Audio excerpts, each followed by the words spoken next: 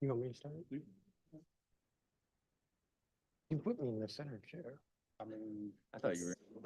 I'm calling this hearing to order. This is a public hearing of the Committee of the Whole of the Council of the District of Columbia and the Committee on Business and Economic Development. It's a joint hearing. It is on two bills, Bill 25-581 and 25-691. Bill 25-581 is the Medical Cannabis Clarification Amendment Act of 2023. The stated purpose of it is that it would make permanent 5 pieces of emergency legislation that the council passed in 2023 on the medical cannabis program.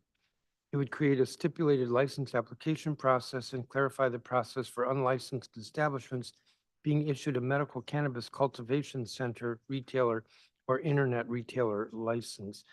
This legislation was introduced by Councilmember Kenya McDuffie and myself on November 21st, 2023. And as with both bills, they are referred sequentially first to the Committee on Business and Economic Development, chaired by Councilmember Kenya McDuffie, and then to the Committee of the Whole, chaired by myself. The second bill is Bill 25-691, entitled the Medical Cannabis Program Enforcement Amendment Act of 2024. This would make permanent emergency legislation that the council adopted in January 2024, clarifying standing to protest and the enforcement and fine scheme for unlicensed establishments. This legislation was introduced not only by myself and Councilmember McDuffie, but as well by Councilmember Charles Allen, and was introduced on February 5th of this year. I'm going to save opening remarks with regard to the substance or need for these bills to my colleagues. The record in this matter will close at 5 p.m. on Wednesday, March 20th, which is 2 weeks from today, 5 p.m. Wednesday, March 20th. With that, let me turn to my co-chair for this hearing, Councilmember McDuffie.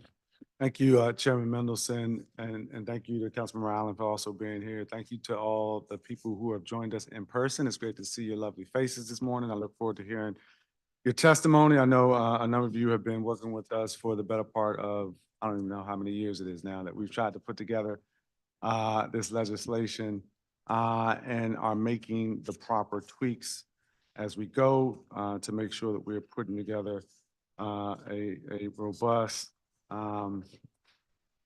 medical cannabis program in the District of Columbia. And so I look forward to hearing what you have to say, how things are going.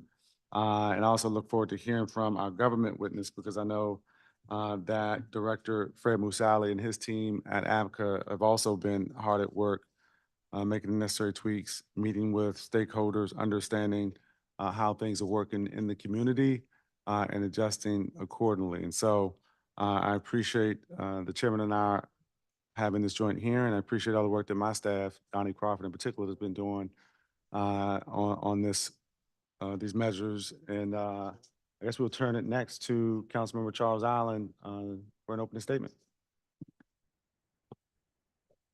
Thank you very much, both chairs, to Mr. McDuffie and Mr. Mendelson. Several years ago, the council started the debate about how do we respond to the presence of unlicensed establishments across the district that are either going to sell, deliver, exchange cannabis as part of a commercial transaction. And I'm going to focus my comments a lot on those establishments. Oftentimes in the district, we call them either gifting shops. Sometimes they're called I-71 shops.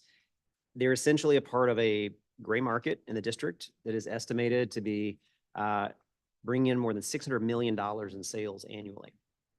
But those establishments don't pay the same taxes or the same fees that a licensed facility under the district's medical cannabis program must pay. Many are owned by non-DC residents. They sell products that are untraced, untested, and mostly cultivated outside the district. I've heard from customers of those shops. They don't know what they're buying or getting. I think creating a legal pathway is incredibly important. I think this council has tried to be very thoughtful about trying to create a legal pathway for licensed businesses, for cultivation and for dispensary. That is where our city is. That's where the district is going. And I think it's very important for the larger conversation to have legal pathways to have a regulated legal business. I also went recently to visit one of the cultivation centers. And one of the things I learned during that experience was understanding the discrepancy we have between district cultivation centers and Maryland or other states, and really could see firsthand how the way in which both our policies and laws are set up, that we are at a disadvantage in terms of the job creation and the product creation with our cultivation centers. And we need to think about how we make those changes. But when I think about the unlicensed dispensary spaces, the presence of some of those establishments have also raised serious public health and safety concerns. We're going to hear today about how some of these establishments are located in areas in which legal facilities are not allowed to operate, such as within 300 feet of schools or recreation facilities. The businesses have also been the target of criminal activity, robbery, and theft. Some have been implicated in criminal activity themselves, including illegal possession of firearms, illegal possessions, and distribution of other narcotics. In December 2022, the council passed the Medical Cannabis Amendment Act of 2022, which did create the on-ramp for these establishments to come into compliance and obtain a license under DC's medical cannabis program. The open application period opened on November 1st, 2023. It closed on January 29th, 2024. Prior to the application period closing, I appreciate working with my colleagues here on emergency legislation that we passed on January 9th. That permanent legislation we're considering today is same as the emergency legislation, does a couple of followings. It transfers enforcement authority to issue warnings, fines, or cease and desist orders against unlicensed establishments that do not seek to apply to become part of the district's medical cannabis program to ABCA. Second, at an implementation discussion I held in December 2023 with a lot of my Ward 6 A and C commissioners, it was revealed that it was actually not clear who had standing to protest the issuance of a license to an unlicensed establishment. The emergency and permanent legislation makes it so that ANCs within 600 feet of an establishment have standing to protest. It gives ABCA the ability to extend a 45-day calendar for public comment period. It gives ABCA several enforcement authorities it holds in the alcohol regime, like authority to inspect an applicant's books or records for medical cannabis. And it makes the presence of an unlicensed establishment the opportunity to be a nuisance, which if the OAG needs to be able to sue and to enjoin the behavior like that. Earlier this year, the emergency legislation was important. We had no enforcement mechanism to bring the unlicensed establishments into compliance with the medical cannabis program. Since the passage of the emergency, ABCA has informed my office that applications increased significantly prior to the closure of the open application period. That's good. That means folks are trying to get into the legal pathway. I'm looking forward to the testimony from Director Musali on how the emergency has impacted the agency, what the current timeline is for enforcement, and whether the agency needs new tools or enforcement powers to effectively conduct oversight of the district's revamped medical cannabis program. Thank you very much, Mr. Chair, and my thanks in advance to our public witnesses that are coming in to testify about their experiences and their recommendations too. Thank you, Councilmember Allen. So we're going to call in-person witnesses first. That would be Mackenzie Mans, Terrence White, David Stevenson, and David Julian. Am I right? You 4 people are here.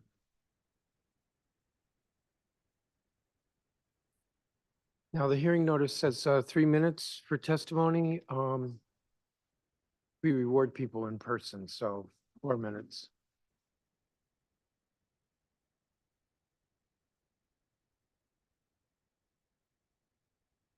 We'll start with Mackenzie Mans.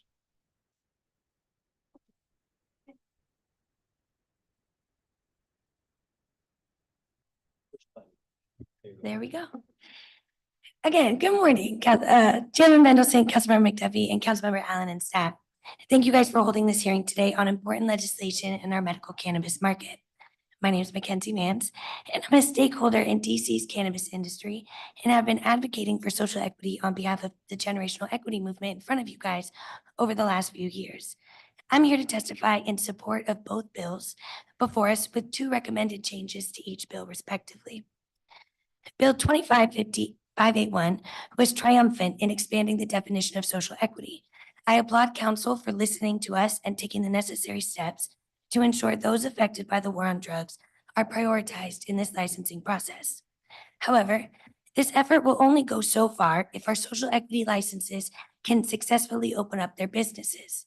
And as of today, I do not believe that the program has entirely set them up for prosperity, largely because the conditional licensing period is too short for licensees to adequately raise capital and find a lease.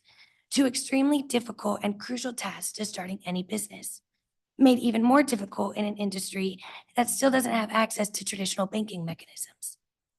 Raising capital to open up a cannabis business can take anywhere from 6 to 22 months.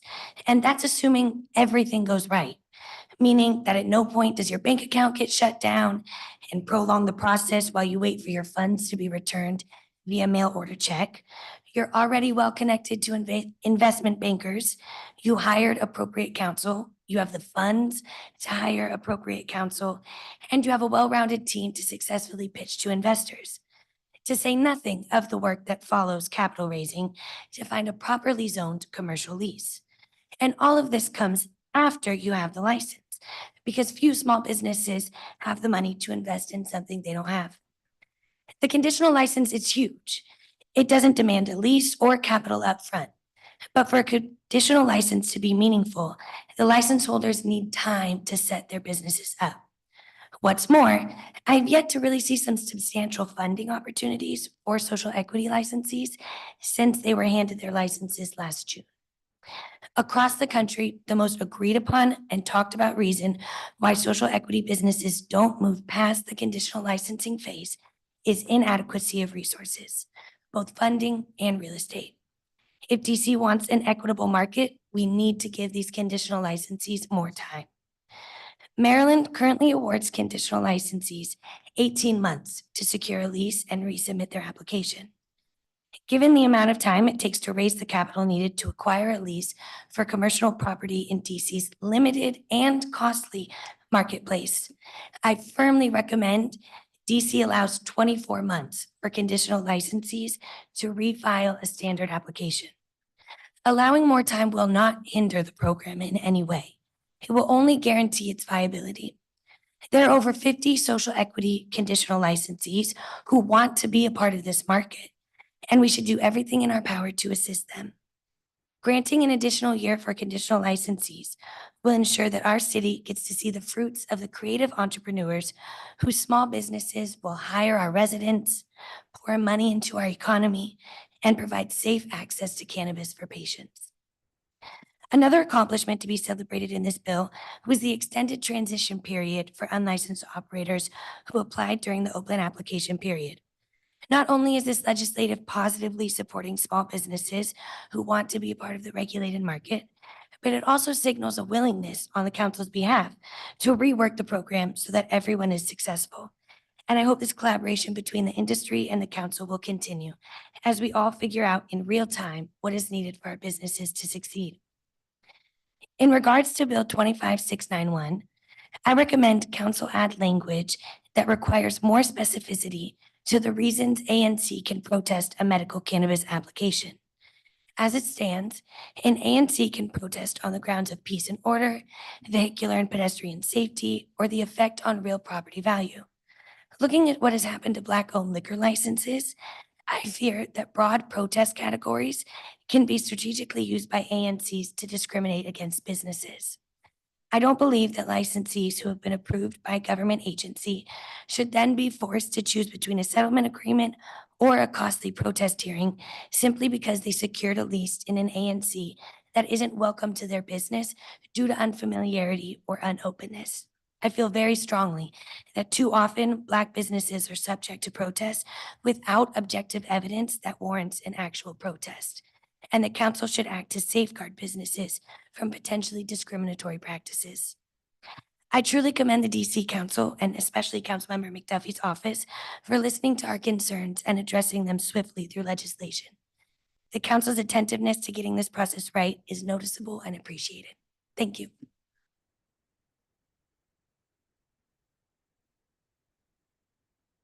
Thank you, Ms. Mans.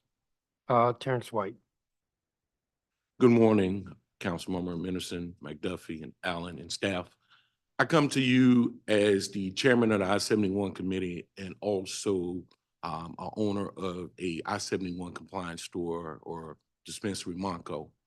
I come before you supporting both bills, but I also come to you as a owner and operator of a business that's being affected by this. Now, I've talked to each of you on several occasions, and the stance of the license as far as social equity, as she mentioned, the time frame, the money, and everything that comes in with that.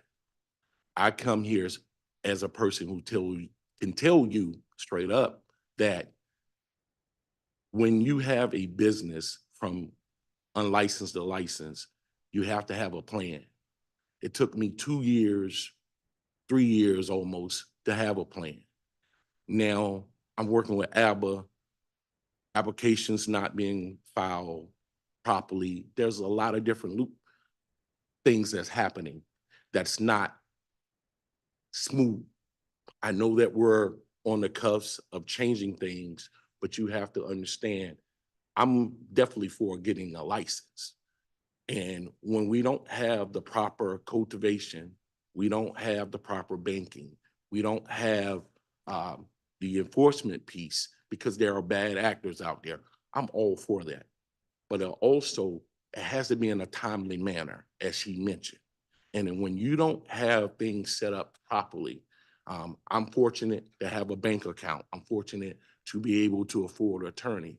But I can tell you, just alone in my business, I put $1.8 million in the retail space alone, because I wanted to take the stitch and stigma off of cannabis to allow people to feel comfortable, to feel free.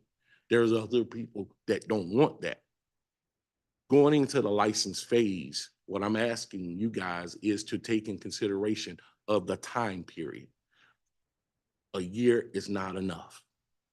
It's going to take, as we talked about, zoning restrictions, banking restrictions, and even if we reschedule cannabis, as she mentioned, Maryland has an 18-month period on social equity. Now, who's affected the most by this? People of color, like myself. I've been fortunate enough to be able to raise money and have money to do things, but people who want to be in this space, they don't have that opportunity. Some want to be in the space and they're still trying. I'm on the other side too, because I got a conditional cultivation and manufacturer license. My biggest hurdle thus far has been securing a lease. Every big real estate developer pre-COVID industrial space was $11 to $13, $15 a foot. If you tell them you cannabis, they're trying to charge you $27 to $35 a foot. And some of these places, you need to sink $10, $15 million in them. That's a lot to ask. And so when we have these different hurdles, because we have a lot of greedy people in the space, and these landlords, everyone that sees the word cannabis and that you're in cannabis, all of a sudden their antenna goes up and says, hey, oh, we're going to charge them more money. Well, it takes a lot to raise money, especially in a lukewarm investing space. Because of banking, a lot of investors don't feel comfortable with investing. We already have a problem with them investing in DC because they don't believe that we can get to a point of having a legal market. And so therefore, you have to borrow, bury, and steal sometimes, and excuse me, but that's how you feel, because you're at the mercy of investors who are greedy. And what I come today is just saying, as an owner and operator, as someone who loves to have DC be a Maryland who's doing it right, we got a lot of work to do, but we also have to be patient in the process. And that's my message to you. Thank you, Mr. White. We don't have a copy of your statement. If you could, I will send it to you. that would be great. Mr. Stevenson. Well, Mr. Chairman, member of the committee. My name's Dave Stevenson. I am a DCPS and public charter school parent. My kids both go to Basis now. I am here on the distance from school issue. So as you may have heard, there's a dispensary in process for a license just across the street from my children's school Basis, just 87 feet corner to corner. You'll be able to look in the window from the front door of my children's school. And my children walk by that corner between 2 and 6 times a day. They walk to lunch, they walk to the mall to go running. It's a very present and prominent location with respect to the school. And I worry for my kids, and I worry for all those students in that school and for children in nearby private schools and childcare centers. As part of my written testimony, you'll see there is pretty good research that proximity of a child's school to a dispensary and exposure of a child to storefront advertising drives increased adolescent usage, right? It increases the likelihood that a young person who's underage might actually consume and partake. And I don't think that's something anyone here wants, right? We want a sort of solid regulatory regime, similar to tobacco, similar to alcohol and liquor. And so that gives me real concern. If we lived in San Francisco, if you flip on the back of my written testimony, you'll actually see a map. If we lived in San Francisco, that dispensary would be constrained to opening 600 feet, corner to corner from my children's school. If we lived in Chicago, it would be constrained to 500 feet from my children's school. Both of those cities are more urban and dense than DC, right? Some other places, Denver's different, other places are different, but both those are very urban dense cities. In DC, the requirement is 300 feet, right, in the law nominally, but there's a loophole in the provisional licenses that essentially, not essentially, that in commercially and industrially zoned neighborhoods takes the restriction down to 0 feet. So the way the law currently stands, medical cannabis dispensary can apply for a license literally next door to a child care center, next door to a private school, next door to a public charter school. And you might say, okay, but Basis is unusually downtown, right? It's a big city. There's a lot of schools. As part of my written testimony, you'll see I went and ran all of the public charter schools. There are 31 other public charter schools who are in whole or in part on land that is zoned commercial, industrial, and or mixed use. And while I didn't have time to do it for DC public schools, I looked at a half a dozen in the DuPont area and in Ward 7 and 8, and there are a number of DC public schools that also sit on land that's zoned commercial or mixed use. And so this is a broader issue. I'm here on behalf of my kids, but really on behalf of the kids across the city. I would love to see DC's regulatory regime appropriately protect our schools and our students from the proximity and daily exposure of dispensaries.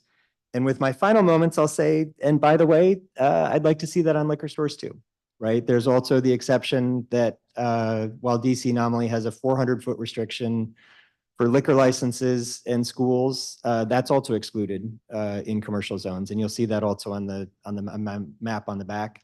I would know more, I'd be here just as concerned about a liquor store opening just across the store from my children's school as I am about a dispensary. So on behalf of myself, my kids, many other parents at Basis and children at charter and public schools all across the city, I hope you'll reconsider your approach to the distance from school requirements. Thank you. Thank you, Mr. Stevenson. We have your statement. David Julian. Thank you. Chairman Mendelson, Councilmember McDuffie, Councilmember Allen, and staff. My name is David Julian. I'm an attorney here in DC. I do represent District Cannabis, a licensed cultivator, but I am testifying today in my personal capacity. The bills you are considering today are critical to the district's ability to raise an additional $40 million in new sales tax revenue, reduce crime by eliminating an MPD-identified crime venue, establish a new district-based industry built by and employing residents of DC, and ensuring residents and visitors can purchase safe and regulated cannabis products. Total annual cannabis sales in the district exceeds $650 million. That should generate over $40 million in new sales tax revenue. It doesn't, because 600 of that $650 million is sold illegally by the I-71 operators. There is nothing legal or safe about the I-71s or the products they sell. There are no laws, regulations, or initiatives that authorize these illegal operations. Existing laws were simply not enforced. The provisions of the bill addressing enforcement against I-71 shops and their landlords are the most important steps and must be taken and taken immediately. This is absolutely critical, excuse me, This is absolutely critical if licensed operators are to get access to the investment capital necessary to establish and sustain a legal cannabis market. This enforcement effort follows the generous pathway to legal that was made available to all I-71 shops and which, as you have heard, many are following and are now in the process of becoming legal. For those I-71s who chose not to take the pathway to legal, like any illegal operation in the district, and especially one that fosters crime, offers unsafe products, and fails to pay taxes, they need to be put out of business so that legal operators can survive. From an industry perspective, it's very clear what's needed for a legal cannabis market to survive in Washington. The demand is well established. It's over $650 million. But licensed cultivation facilities need to increase the available of the legal supply, and the number of legal retail and delivery operations needs to expand. This can and will happen because legal cannabis is an exploding industry, and investors, both speculative and traditional, are now ready to provide the financing. However, they will not invest in the district unless they see the government's commitment to support the legal operators and shut down the I-71s. It is the most important action that must be taken, and the enforcement, it's all civil, not criminal, must be aggressive. That means this effort should be highly visible, include the landlords as well as the operators. Here's the headline from the New York Post yesterday. New York City landlords facing $10,000 fines moved to evict 75 illegal weed stores. Finally opened their eyes. New York City sent notices to 435 landlords, 91 responded, and started evicting the illegal pot stores. The level and focus of enforcement effort will reduce crime and have a direct impact on the timing and amount of investment dollars that will come into the district. And that precedes a sustainable legal market and the sales tax revenue that follows. ABCA and other agencies, emboldened by the council's legislation and support, have begun that enforcement effort. And oh, by the way, that effort has confirmed that most of the illegal cannabis is laced with amphetamines and pesticides.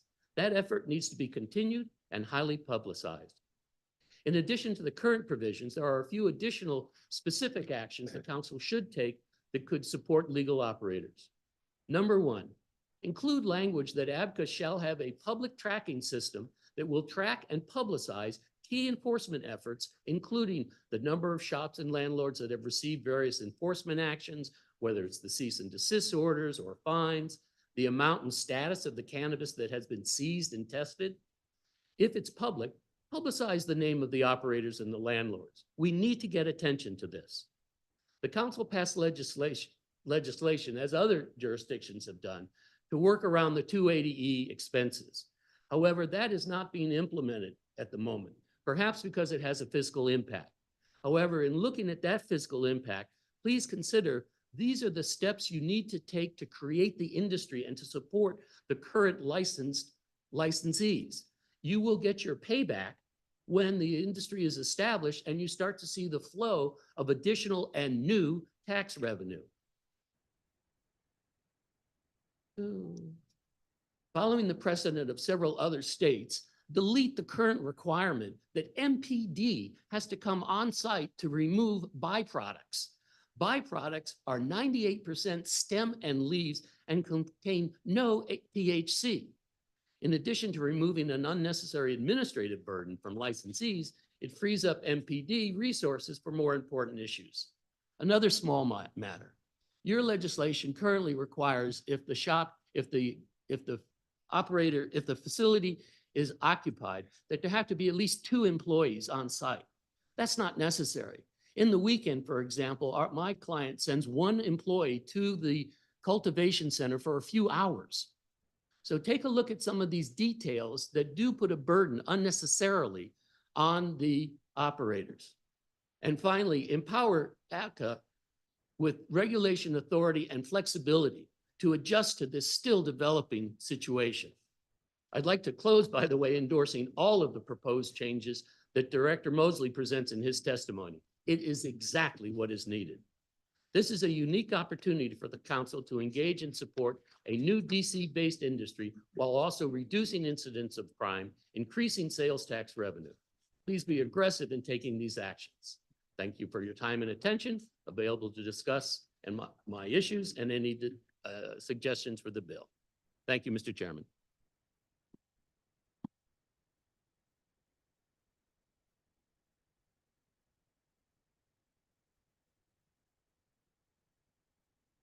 We'll have a 10-minute round. Mr. McDuffie? Thank you, Chairman. And I want to thank each of the witnesses for, again, being in person and for providing a testimony to our two committees. I just have a few questions. I want to start with Mackenzie. And I know that we've been in communication with APCA since the early fall, I believe, after DC has published 2 articles on potential racial bias in the anti-protest process, particularly for liquor license applications and renewals of Black-owned businesses on 8th Street. And according to DCS and WMU's analysis of license applications and renewals over the last 5 years, and I'm sure you already have this data, and I'm quoting here, Black-owned businesses on 8th Street Northeast face liquor license protests from the ANC or neighbors more often than other businesses, close quote. So while Black-owned businesses make up less than half of businesses on 8th Street with a liquor license, DCS WMU reported that they account for 66% of the ANC or neighborhood protests in the last 5 years. With that as context, I plan to ask the director later in his testimony additional questions about this, because there's a desire amongst myself, and I know some of my colleagues, to achieve as much parity between the district's alcohol and cannabis laws as possible. But I'd love to know whether you have any recommendations on how we can maybe try to fine tune some of the grounds for protests. And you started to mention some of this in your testimony, if you wanted to expound on that. Sure. To think about specific categories, I think is beyond my scope of knowledge. But from watching this process happen, I feel like, honestly, the only grounds that ANC should have to protest are if you have substantial evidence of illegal activity happening or substantial evidence of violations happening by these businesses.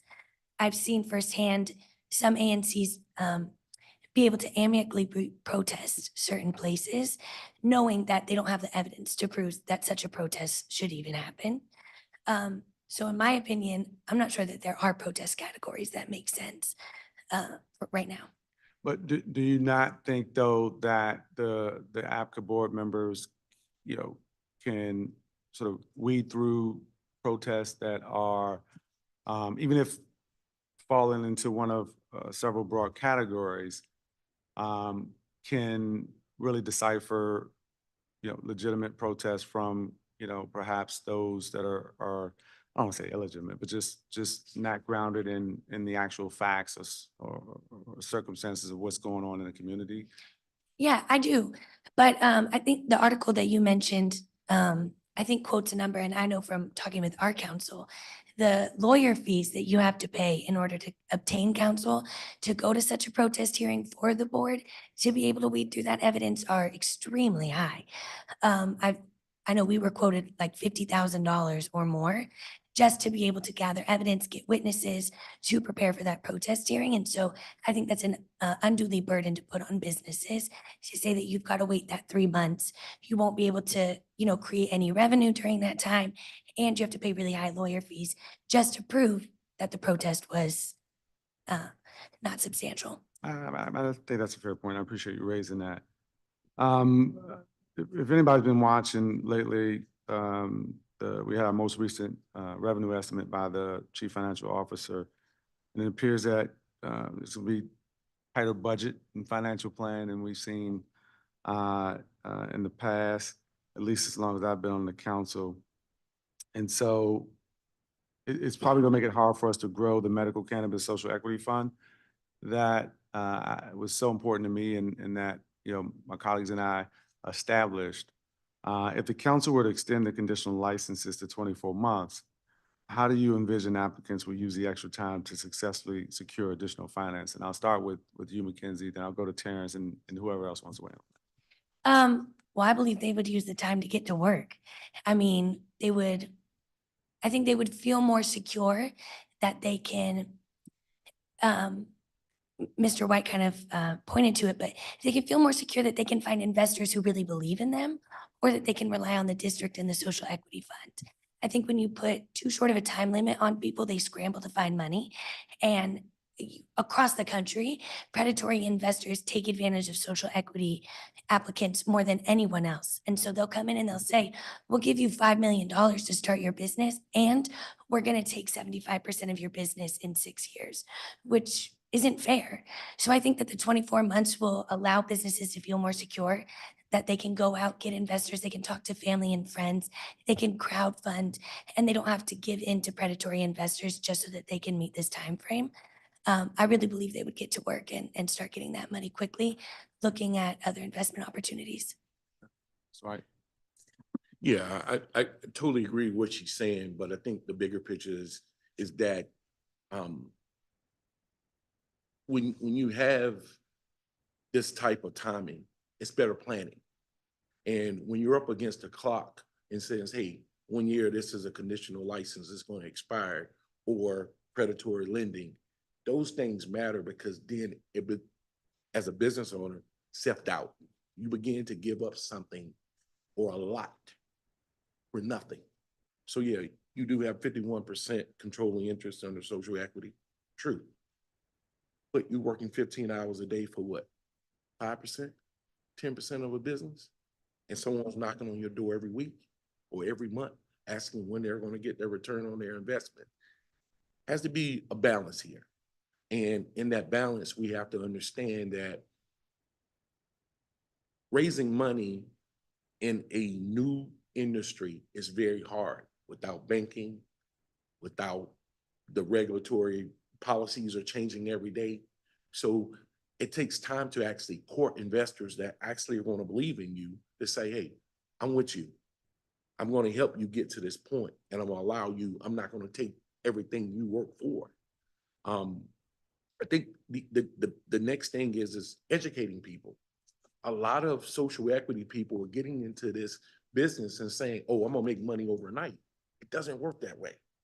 I can tell you, it takes a lot of hard work, to get to a certain point. If a lot of these people are not educated, they don't understand what it takes to even run a business. They haven't took business classes, and a lot of people still, they need some programming. The war on drugs affected me like nobody else. I deal with a school teacher and a big drug dealer as a father. If it wasn't for my grandparents, I probably wouldn't even be sitting here today. So I can tell you, a lot of times the street mentality, or they come from, hey, I'm going to just open a business, I'm going to run it a certain type of way. A lot of these guys don't understand what it takes to actually run the business. And so we got to go back to the basics of actually saying, hey, if you want to apply, you got to have the knowledge to keep it open. Because if we want to have a successful cannabis market, we need to make sure that the people getting involved are the right people. And not saying that, hey, I'm not knocking one. Sure, I understand that. But I it appreciate comes that. to them, the know-how.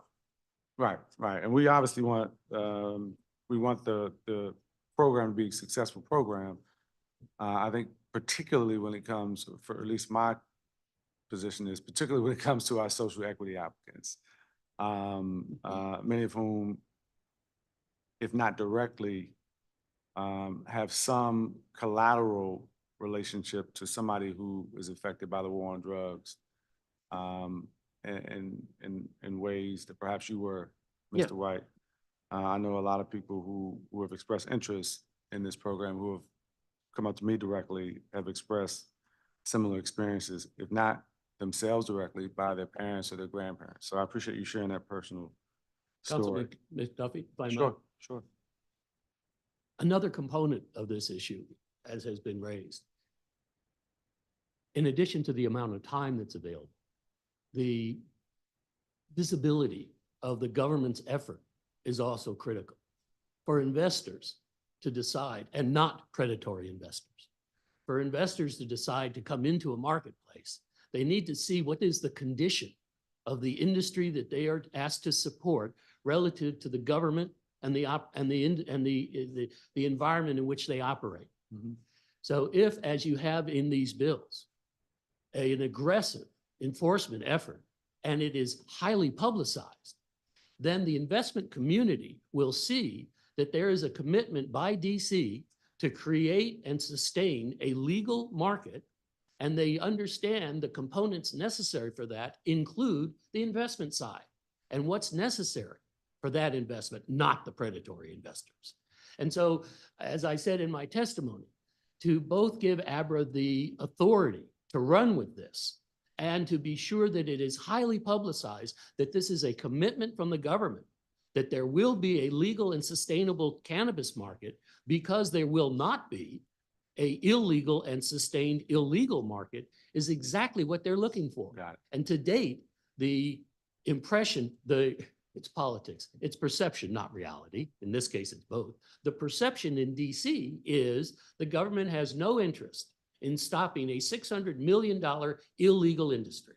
And until you change that, you will have trouble getting money invested in the district, but you Thank you. can change it.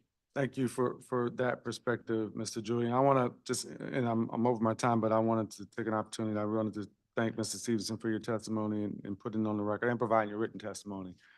I plan to ask the director about this issue when he comes up to testify later today.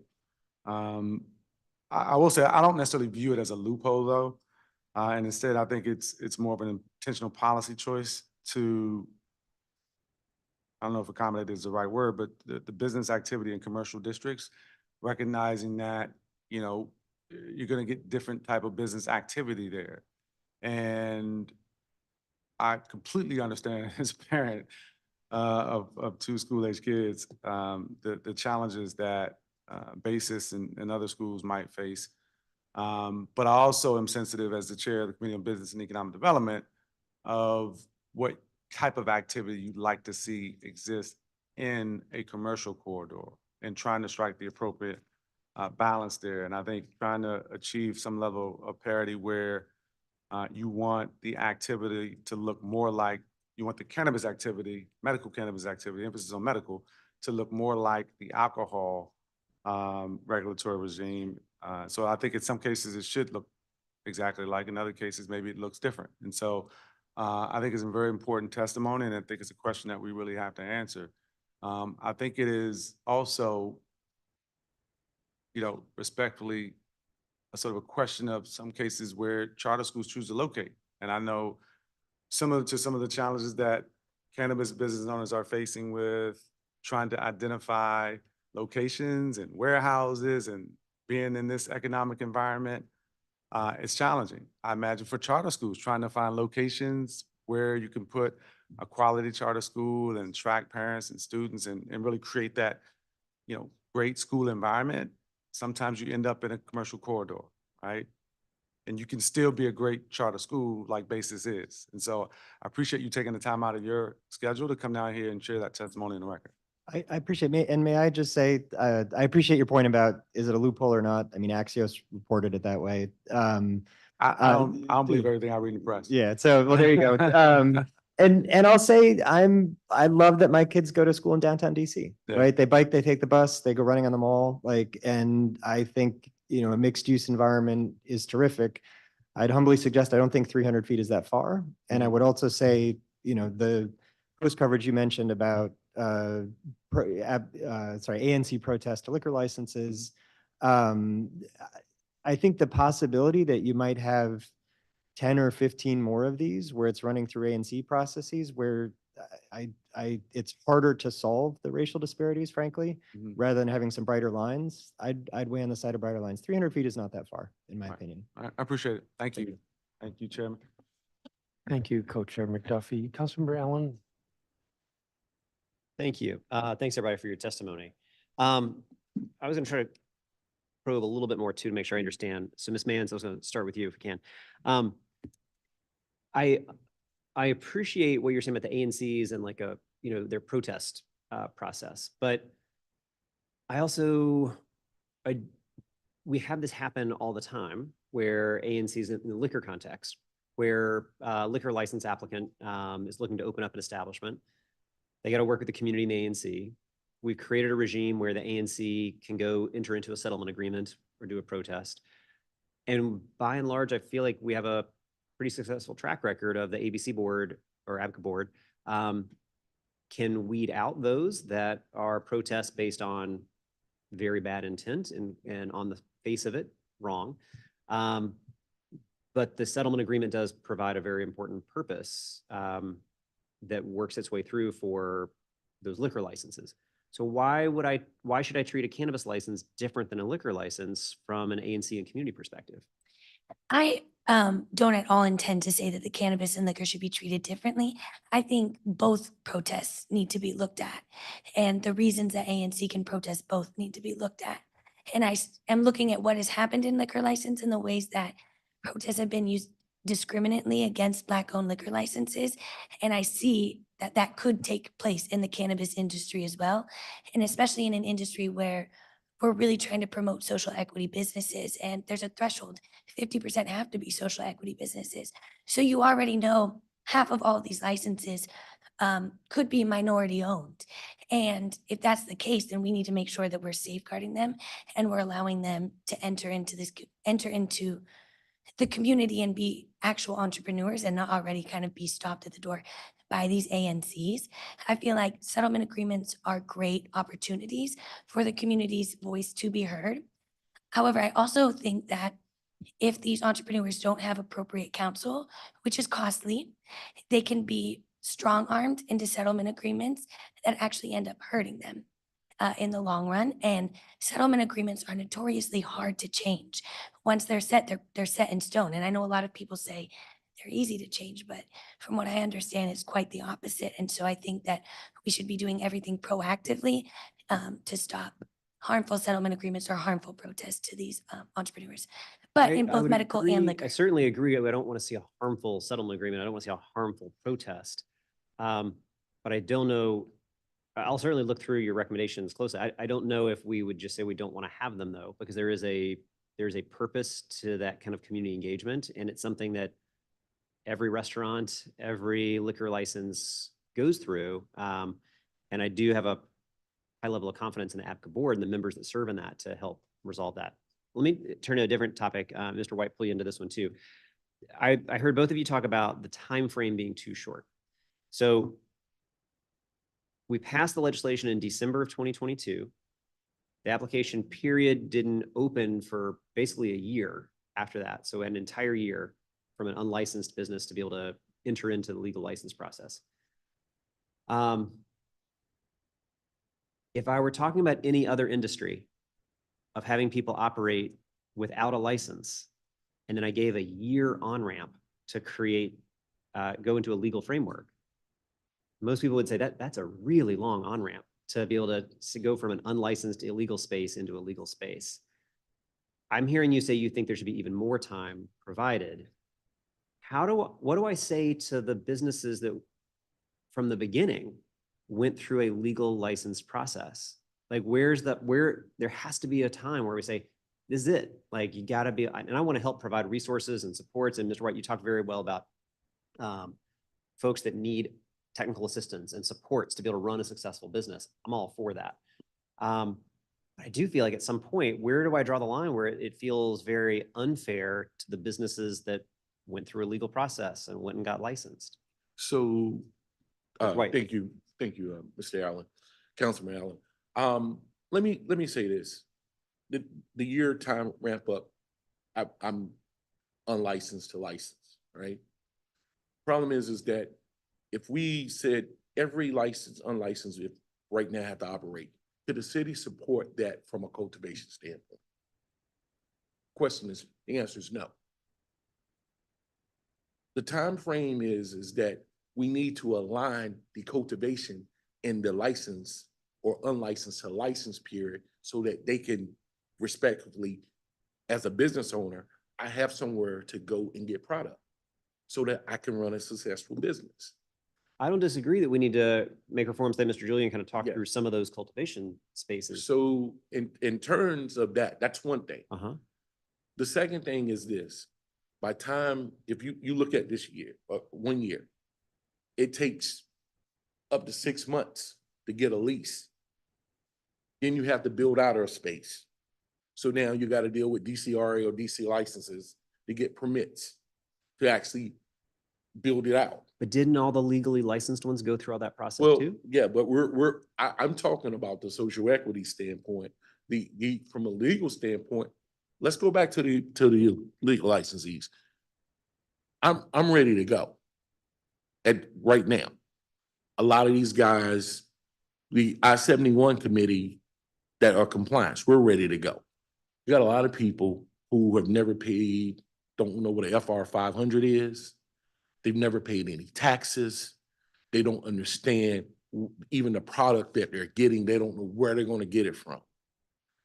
There's a lot of things that we think from a perception standpoint that, yeah, people are ready to go within that year. They're not. Okay. I want to make sure I got to turn to Mr. Stevenson. I'm going to run out of time, so I just got to get to a couple other topics and happy to follow up on Sure. this. Mr. Stevenson, let me turn to you for a second because I want to make sure we spend some time on this. So I went and, we keep a legislative record for a reason, so we can go back and look at the laws, why we changed them, how we changed it. So in 2006, that's when the council debated this issue around an exception for downtown. And then Councilmember Jack Evans had moved legislation within Councilmember Jim Graham.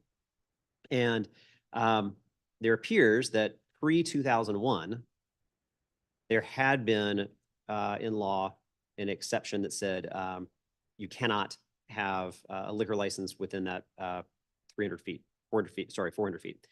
Somewhere between 2001 and apparently even the legislative record in 2006 says it was done in error. But from 2001 to 2006, that went away. Then in 2006, they added it back in. And if you look through the testimony, almost all of it is related to locations of charter schools downtown and commercial areas, right? And I believe that's where the council drew this provision from, is looking back at that language. I think, but I want to make sure that you can clarify, locating downtown, if a charter school locates in a commercial area or downtown, and there's already a cannabis dispensary, a liquor store across the street, you would not be suggesting that this rule would apply retroactively, meaning that you kick those businesses out, correct? That's correct. No, this is about the process of applying for a license, right? Okay. You look around, you see what's there. The other around, the school decides where to locate, like they already can see what's there, right? And they should be able to see it. Right. I mean, if I'm looking to put in a charter Yeah. school and I'm going to put it across the street from a liquor store, I got no expectation That's right. that should Yeah, you change. can't I'm force them making the out. choice about where I go. I Okay. agree. I just want to make sure we're clear on that. And when we look at the map that you had provided, simply having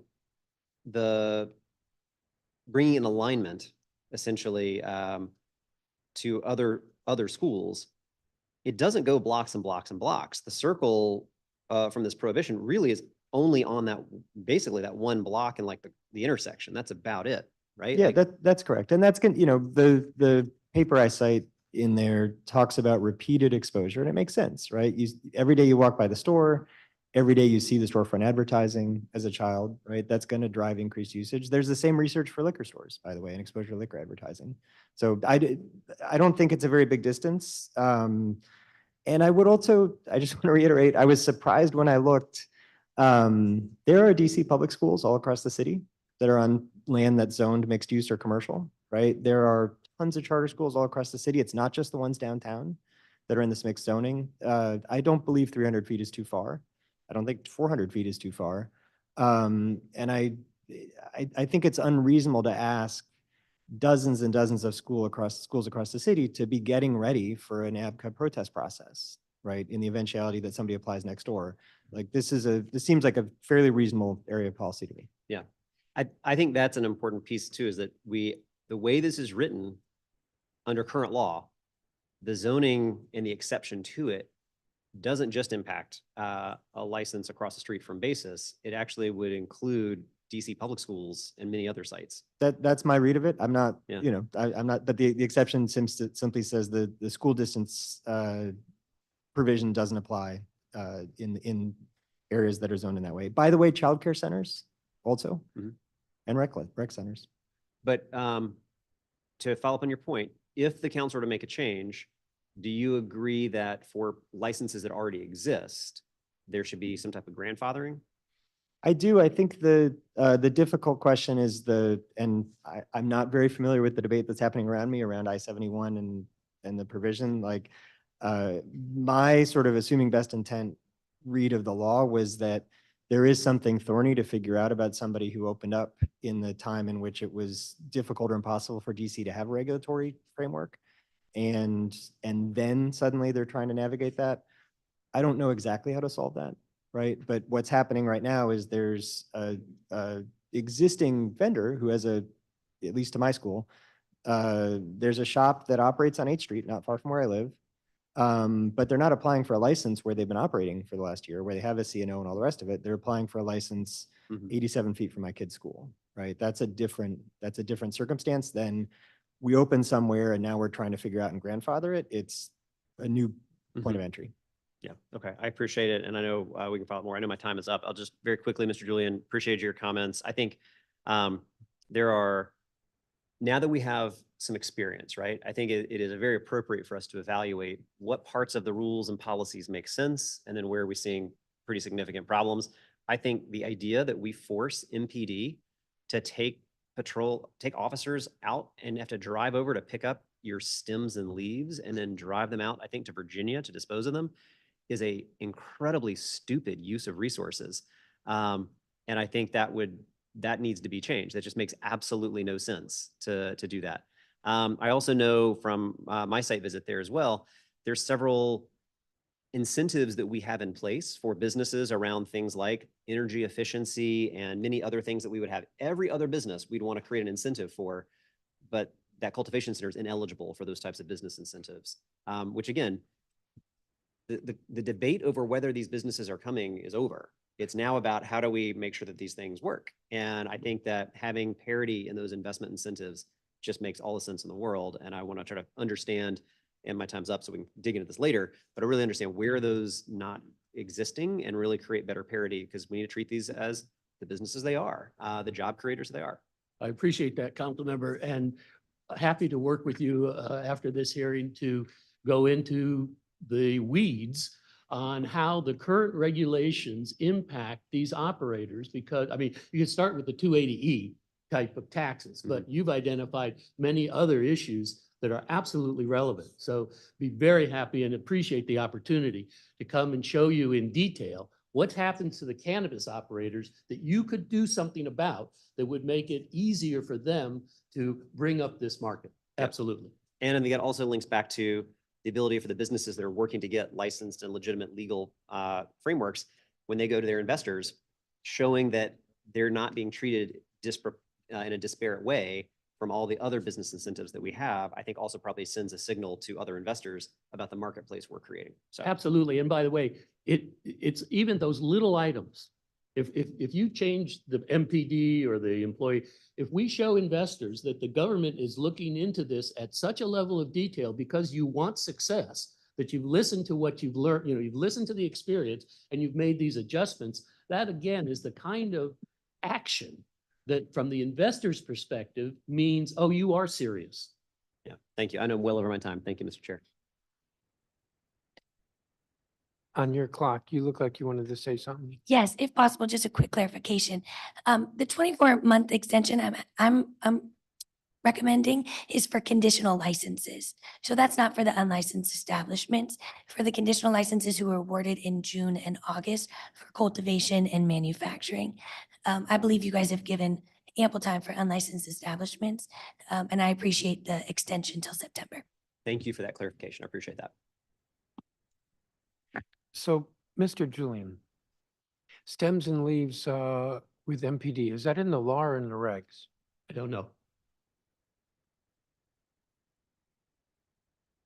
I believe it's in the regulations that MPD has to come and pick up all byproducts.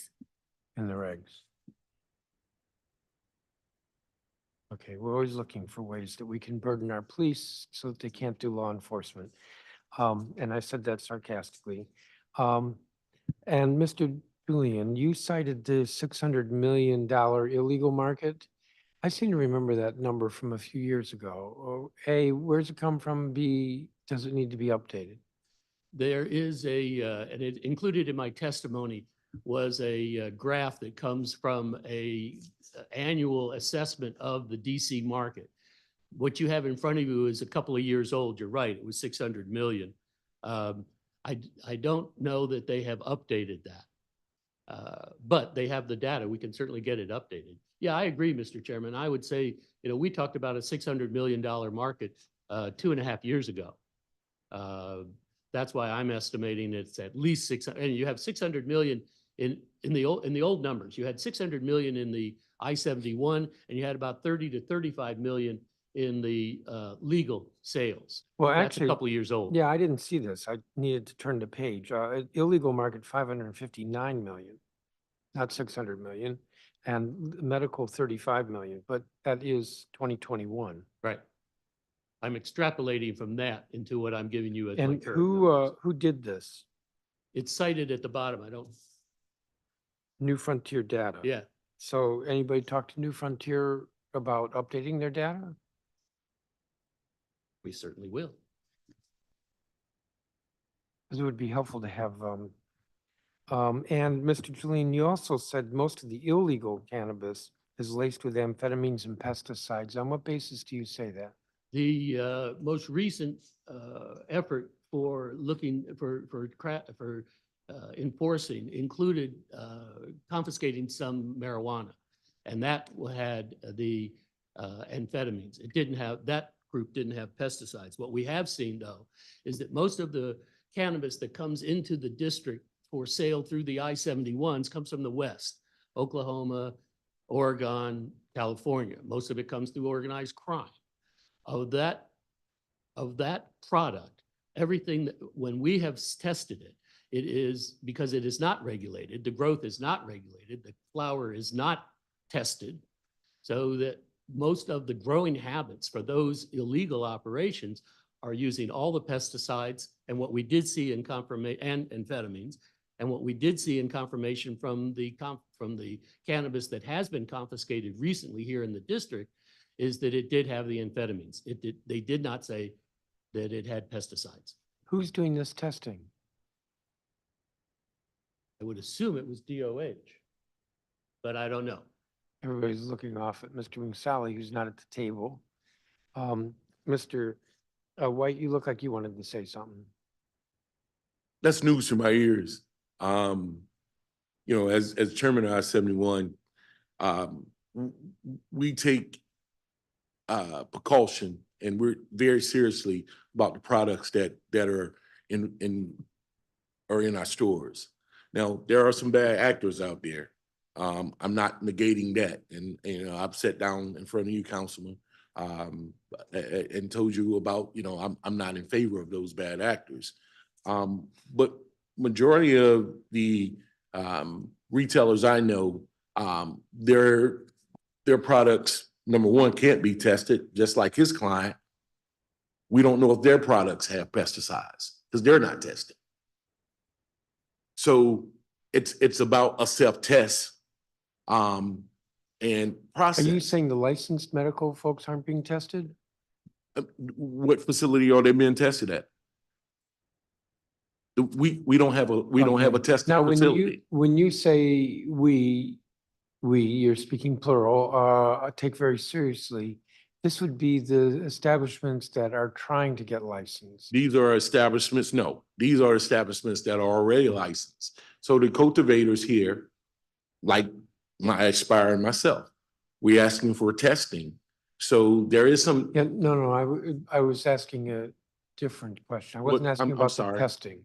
You started out by saying that we in the I-71 coalition take very seriously that we have good product. Yes, And I was asking who the we is in that. Is that the we who are trying to get licensed absolutely. as opposed to all of the Yeah, establishments? I can't speak for everyone. As I said, there are bad actors out there. And I've actually identified some of them. Okay, I need Mr. to keep Chairman? moving.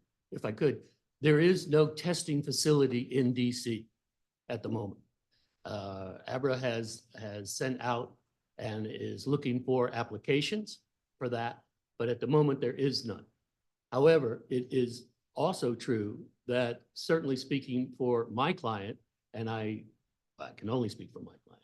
In speaking for my client, that isn't correct. We do test our product before it goes out the door. Okay, well, I want to move on from that. And now I have to remember where I was going to go. Mr. Stevenson, you're concerned about proximity. What's going through my mind is I think, three types of licensee that are location-based, and that would be cultivation centers, manufacturers, and dispensaries. Are you concerned about all three or just a dispensary? Without knowing what the other two, how the other two operate, I think I'm just concerned about dispensaries, right? It's access, it's exposure, including to storefront advertising, right? And so if you have a warehouse that's got a little sign on the door, I don't think that meets the same threshold. And again, if you look at the studies I was pointing at, it's kids every day walking right by a store, potentially being able to find a straw buyer to go in for them and. But also being it's the subject exposure. to advertising. Correct, yes. So then let me ask another question, which is sort of an opposite direction. And that is, why are we concerned about protests at all? Now, maybe three of you are going to say, "Ooh, we just assumed there were no protests." It seems to me, if we model cannabis after a liquor, then we're concerned about adverse effect on the public. And that's really with customers. That's why I asked the question about dispensary as opposed to, for instance, cultivation. If Mr. Julian just wants one person half a day at a cultivation place, then there aren't a whole lot of people there. Is there a reason to have a protest for a cultivation center or a manufacturing place or a dispensary? Maybe left to right, Mr. Julian. My left to your, to right. No comment. And no comment, that's not helpful. Ms. Mann, I would agree. I don't see a need for protests. okay, well, I'm gonna push back a little. So we have customers with dispensaries, we have customers with liquor establishments. Although I do think in my mind, there's a difference between a bar where there's consumption and a package store where you're just buying a bottle and taking it home. But there are customers in their interactions, so no protest? If we're talking about these ANC protests, in the article that Councilmember McDuffie cited, I believe it's ANC 7A, but I could be wrong about that. But they've actually decided that they're not going to be protesting liquor licenses. They won't enter into settlement agreements until adverse effects have been shown. And I think that's a wonderful model to follow, that instead, you wait and see if the businesses are going to have adverse effects, but it's in every business's best interest to be a community player and to be a good neighbor. I think we should give those businesses the benefit of the doubt and allow them to be those good neighbors first. I'll stick Yes. to my knitting on schools. I don't know the answers to those other questions. Right now, absolutely, you need the ability to protest because a school can open up, sorry, a dispensary or a liquor store can open up right next to a school. If you had a bright line boundary of 1,000 feet, probably not at all. And in between, you probably want some ability for the public to protest. And I think I only looked briefly, I think it's in the protest language around potential adverse effects on children or students, right? If you're setting up right where hundreds and hundreds of students are congregating every day as part of their commute or as part of their sort of 301 feet from the school environs, that might be reasonable. But I am really sensitive to the issue that these protests are human processes and subject to biases. And so I think a certain amount of protecting schools with harder, brighter lines would hopefully limit the amount of protest required and some of these sort of more subjective things coming into play. Mr. White? I'm in agreement with the young lady, no protests. And here's the thing. If we look at the 300 feet rule, we got to remember, we're in an 8.8 square mile city. over half of that is owned by the government. So we're working on a small footprint. I have older kids, but I wouldn't want a dispensary right at 87 feet. 300 feet, I can get with that. In terms of the protesting or the ANC being aggressive, especially at the cannabis stores, because we're already seeing that, even from the unlicensed to licensed period, ANCs are basically threatening landlords not to allow a dispensary to come on that particular block or in that particular area. I'm not in favor of that. Because if someone's coming in good faith, they have a good business, they have the financials, I think that we should look at the broader scope of who this person is. Have they have any infractions? Are they paying their taxes? Things of that nature. I think it's a deeper dive than just coming to a conclusion, oh, that person's not, we're going to protest. And without saying this, full-heartedly, most of them are minorities, people of color. So now we get into that on the border of discrimination. And so we have to look at this from a different angle versus, I definitely understand the 300 feet rule. I'm in favor of that. Every time I look at a space, that's the first thing I have a realtor to do. How far are we in proximity to a school, playground, anything that involves a kid? Because I think that it is very important that me as a business owner, and I can't speak about anyone else, that I set the standard. And I think that that's how it has to be looked at versus we're just going to protest based on what regulations. I think it's a case-by-case scenario. Yeah, I'm going to reclaim time, and I'm over my time, but I'm going to ask one more question. And that is, there's a challenge with supply. How do we increase cultivation centers, or to put it another way, what's standing in the way of more cultivation centers? What's standing in the way, she mentioned it, that the conditional license. I can tell you right now, Chairman Mendelson, I'm going through that. Finding a location alone is the biggest hurdle. The money is the next biggest hurdle. They're like 1 and 1A. But at the same time, we have a lot of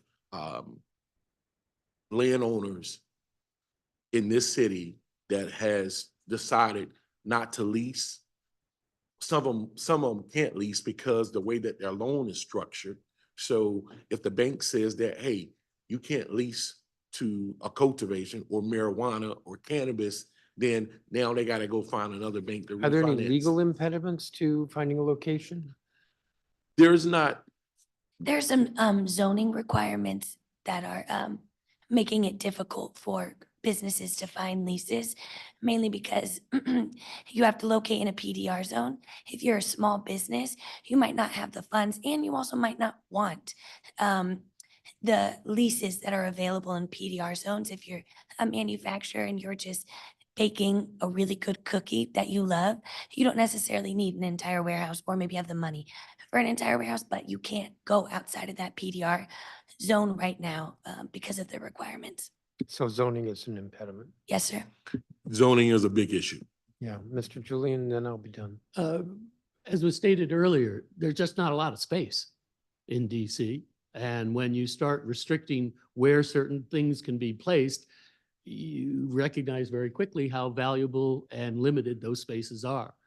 It might be worthwhile for the council to take a look at the different types of operations. A cultivating center or manufacturing center, as was noted earlier, it doesn't advertise, it doesn't have signs, it's not open to the public.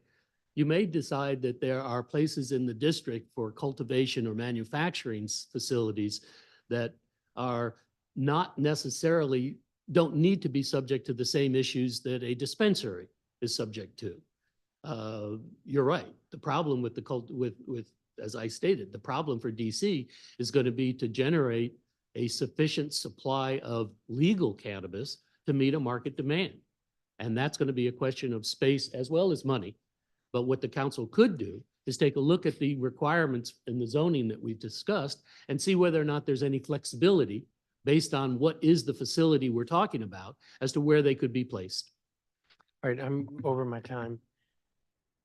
I think that's going to complete the questioning for each of you. So, Mr. White, you said you'd get us your statement. Have it from the other three of you. Thank you very much. We're going to turn to the Zoom participants. Antoine Pritchett, Roberta Shapiro, Rabbi Jeffrey Kahn, and Chandra Jarayman.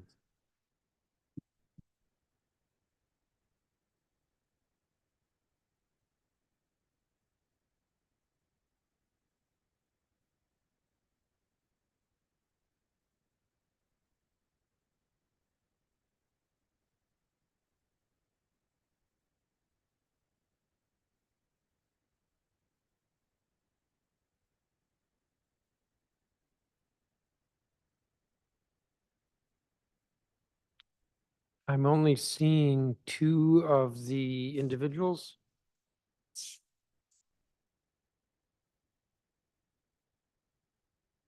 We'll start with the ANC Commissioner, Roberta Shapiro. Thank you. Member of the council, my name is Roberta Shapiro. I'm testifying as an ANC commissioner for SMD 6A03 and also on behalf of commissioners for SMD 6A02 and 6C05, all of which are adjacent to the H Street corridor. This testimony reflects discussions with multiple constituents and other stakeholders in our community. We thank the council for this opportunity and thank Councilmember Allen and other council members for proposing the Medical Cannabis Program Enforcement Act of 2024. We want to make it clear that we support a legal and sustainable market for medical cannabis and support the concept of social equity in establishment of firms. As well. Our purpose today is to support the act and propose enhancements to it. Currently, there appear to be at least 20 establishments on the H Street corridor between 2nd and Benning Northeast advertising for or trading in CBD, THC, mushrooms, kratom, etc. Many operate without certificates of occupancy and/or without identifiable corporate registrations or business licenses. H Street is challenged by illegal but unenforced sales and public consumption of cannabis, by drug advertising, and by substance-impaired individuals. It has impacted the vibrancy of this community. There are currently approximately 80 unoccupied business establishments on this corridor. Sadly, the many children who attend schools in the area or use area transportations are also exposed to these experiences. This current and potential future density of drug-related establishments creates challenges for H Street. As noted, currently there are 80 unoccupied establishments, and we need to focus on filling these storefronts with diverse establishments, not just marijuana dispensaries, owned and operated by diverse communities of people. If we don't do this, we will have a negative impact on the business community, on taxes, and on nearby residential neighborhoods. Again, we applaud the Enforcement Act as proposed, but would like to offer the following enhancements.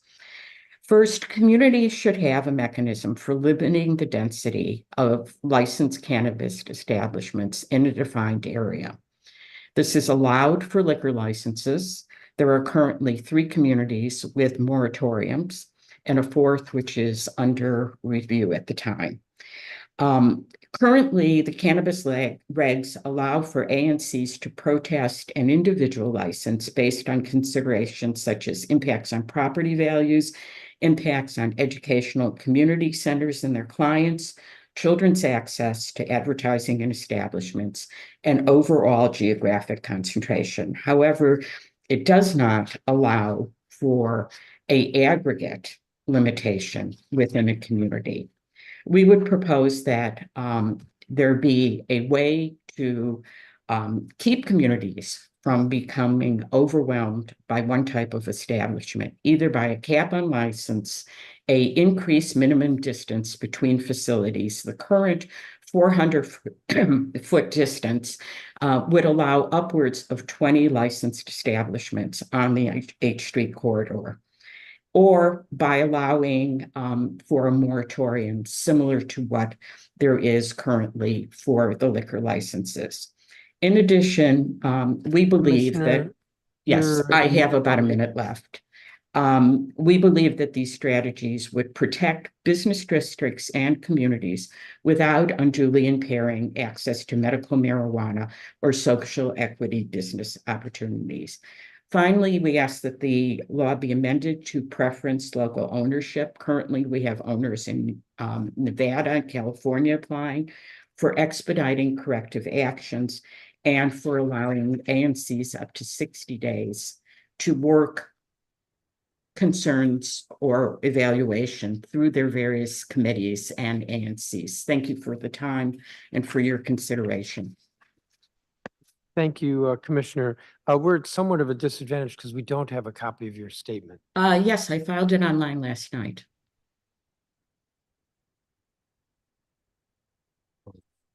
Guess what? I'm wrong. Sorry. No problem. My apologies. Rabbi Khan.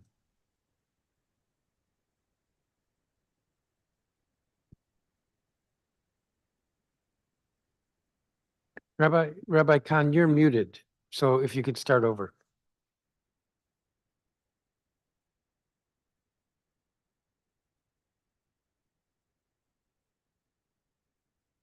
Should be good.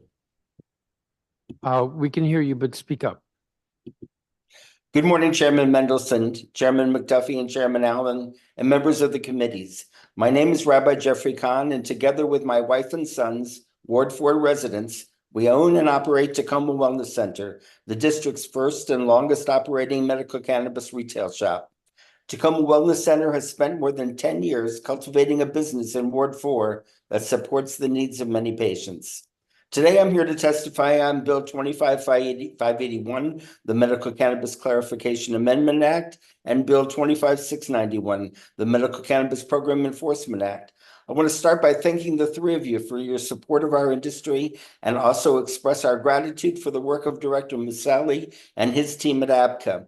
They continue to work hard to implement a robust cannabis market in the district, in spite of the persistent writer of the district's budget prohibiting a traditional recreational market. The main focus of my testimony today is regarding the current efforts to transform the market by opening up more businesses throughout the city. We strongly support a vibrant, competitive cannabis market and welcome new business into the industry. The purpose of this testimony, though, is to raise a few concerns that should be addressed in the legislation. The biggest concern we have here with the proposal is the realistic potential that the DC cannabis market will collapse under the pressure of opening too many businesses too quickly. There's a need for a data-driven supply and demand market study to allow the district to be deliberate about the timing and overall number of new cannabis licenses that will be rewarded. This legislation also contemplates the need for a slower rollout of new retail licenses by allowing the applicants to continue to their current operations and then open in September of this year. The applicants for a new license that were previously operating without a license under this plan would be able to phase in their operations in a more sensible manner, rather than having to open immediately after being granted a new license. We believe that this is a good start, but it doesn't go far enough. The reality is that there is not enough cultivation centers either currently in operation or getting ready to open to supply the amount of cannabis for the old and new businesses to be successful. The new businesses coming into the market should be given enough time to transition based on when the supply and demand market analysis dictates is the best time for them to open. Only when the supply of locally grown quality cannabis is at a high enough level should the district give new licenses the authority to begin operating their regulated businesses. Therefore, we're requesting that the committee expand on the requirement that APCA conduct a detailed data-driven supply and demand study on a quarterly basis. The results of the study should be published, and new licensed cannabis businesses should be permitted to begin operations on a rolling basis based on that data. This concept was partially addressed in the cannabis legislation in 2023 and should be revisited and made even more robust in the current legislation. Finally, we want to thank you and the entire council for passing the Medical Cannabis Program Enforcement Emergency Amendment Act unanimously in January. Another challenge for the current and new businesses in the market is the competition that exists with unlicensed businesses. These businesses have been given many generous opportunities to participate in our regulated cannabis market, but have chosen to continue to operate as unlicensed, unregulated businesses. The underlying Emergency Act and the passage of the current legislation give APCA and the Office of the Attorney General the authority to begin enforcement against the businesses that remain operating unlicensed. Without enforcement, the new and old cannabis businesses are up against an unfair competitive market, and therefore enforcement is vitally important for the new cannabis market to survive. Thank you for giving me this opportunity to testify. I'm pleased to answer any questions that you may have. Thank you, Rabbi. I don't have a copy of your statement. I too uploaded it last night. Give me a second.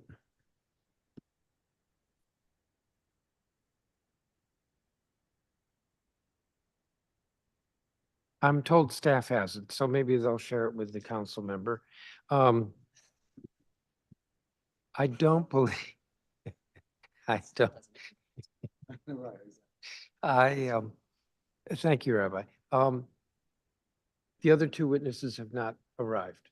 All right, Co-Chair McDuffie, do you have any questions? I believe I do.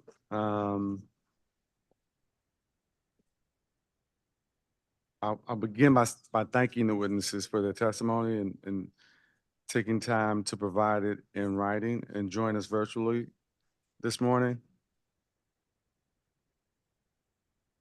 Yeah.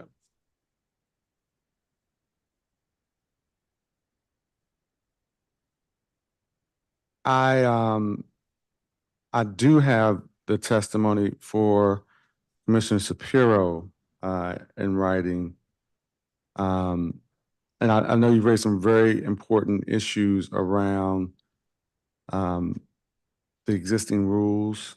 I appreciate the details in your testimony as well. To be clear, are you testifying on behalf of the entire commission? No, I am not testifying on behalf of the entire commission. Okay. We did not have time to work testimony through our committee and full commission structure. I am testifying on behalf of the three commissioners that I mentioned, myself, 6C05 and 6A02. Okay. And have you all had an opportunity to talk in detail, you and the other commissioners, about the differences that you see or things you think need to be reconciled between alcohol and cannabis? Yes, there has been extensive discussion in the community about the fact that we feel currently as if we are overrun by drug-related establishments, many currently illegal. And we believe that that density could be maintained or increased given the 400-foot rule. We are also concerned about proximity to schools. We have a preschool on H Street. Because of the commercial exception, it could literally have cannabis establishments on either side of it. So yes, there has been, I get a lot of email from constituents about the situation. Let me ask you this. In your opinion, how do you envision what a compliant H Street looks like in terms of cannabis?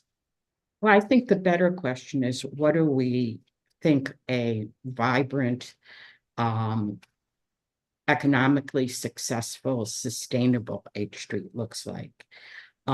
Respectfully, Commissioner, that's not the question I'm asking. I'm really concerned about cannabis establishments and the rules that exist today and what, if any, tweaks we need to make going forward so that that activity is actually permitted, but it addresses some of the concerns that have been raised by you and others in the community. And so I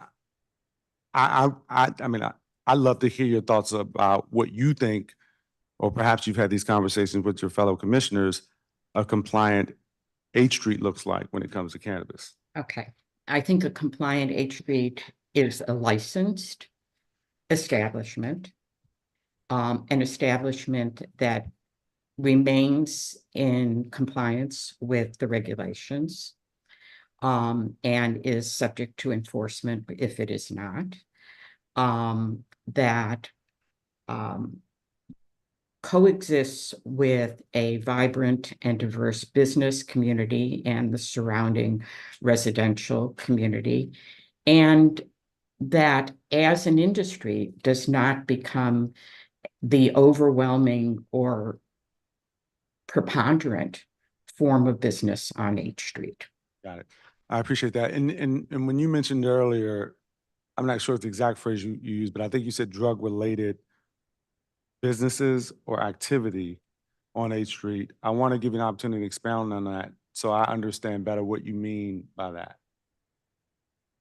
We currently have businesses that are advertising products, marijuana, THC, CBD, kratom. We have had arrests for businesses selling other illegal substances. So that is what I mean by drug. Okay. I wasn't sure if you meant outside of medical cannabis, other drug-related things, legal or illegal. So that's why I wanted to ask the question. I want to assume. Thank you for that. Chairman, I don't have any additional questions. Again, I want to thank the witnesses for taking the time to provide their testimony virtually and also to do so in writing. Thank you. Councilmember Allen? Thank you very much. Thank you both for your testimony. Commissioner Shapiro, I was going to start with you. I heard you outline a couple of things. First, though, what we have seen along the H Street corridor are unlicensed illegal businesses and a complete lack of enforcement on those businesses. So when you talk through a commercial corridor, and I think the negative impacts that many of those illegal and unlicensed businesses have had on the corridor as a whole, I think you're right. I do believe, and I hear it from neighbors, I hear it from commissioners, I hear it from other business owners, that the fact that there is this large number of illegal and unlicensed businesses on the corridor has a negative impact. I do believe we see, though, some examples of where once we get a business into a legal, licensed, regulated framework, we don't see the same negative things happening around them. And to me, that's why it's so important to get businesses into that legal framework. Is the main argument that you've seen along the corridor really focused on those illegal businesses, those unlicensed businesses, and the negative spillover impacts that you've seen along the corridor?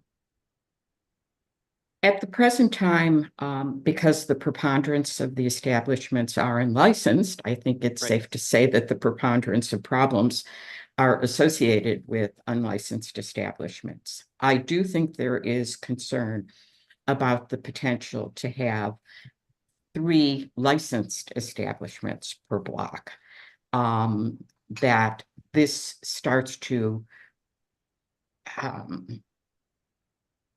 make the corridor look like that is the purpose of the corridor, when in fact we want to have restaurants and nightclubs and stores and theaters and a variety of establishments.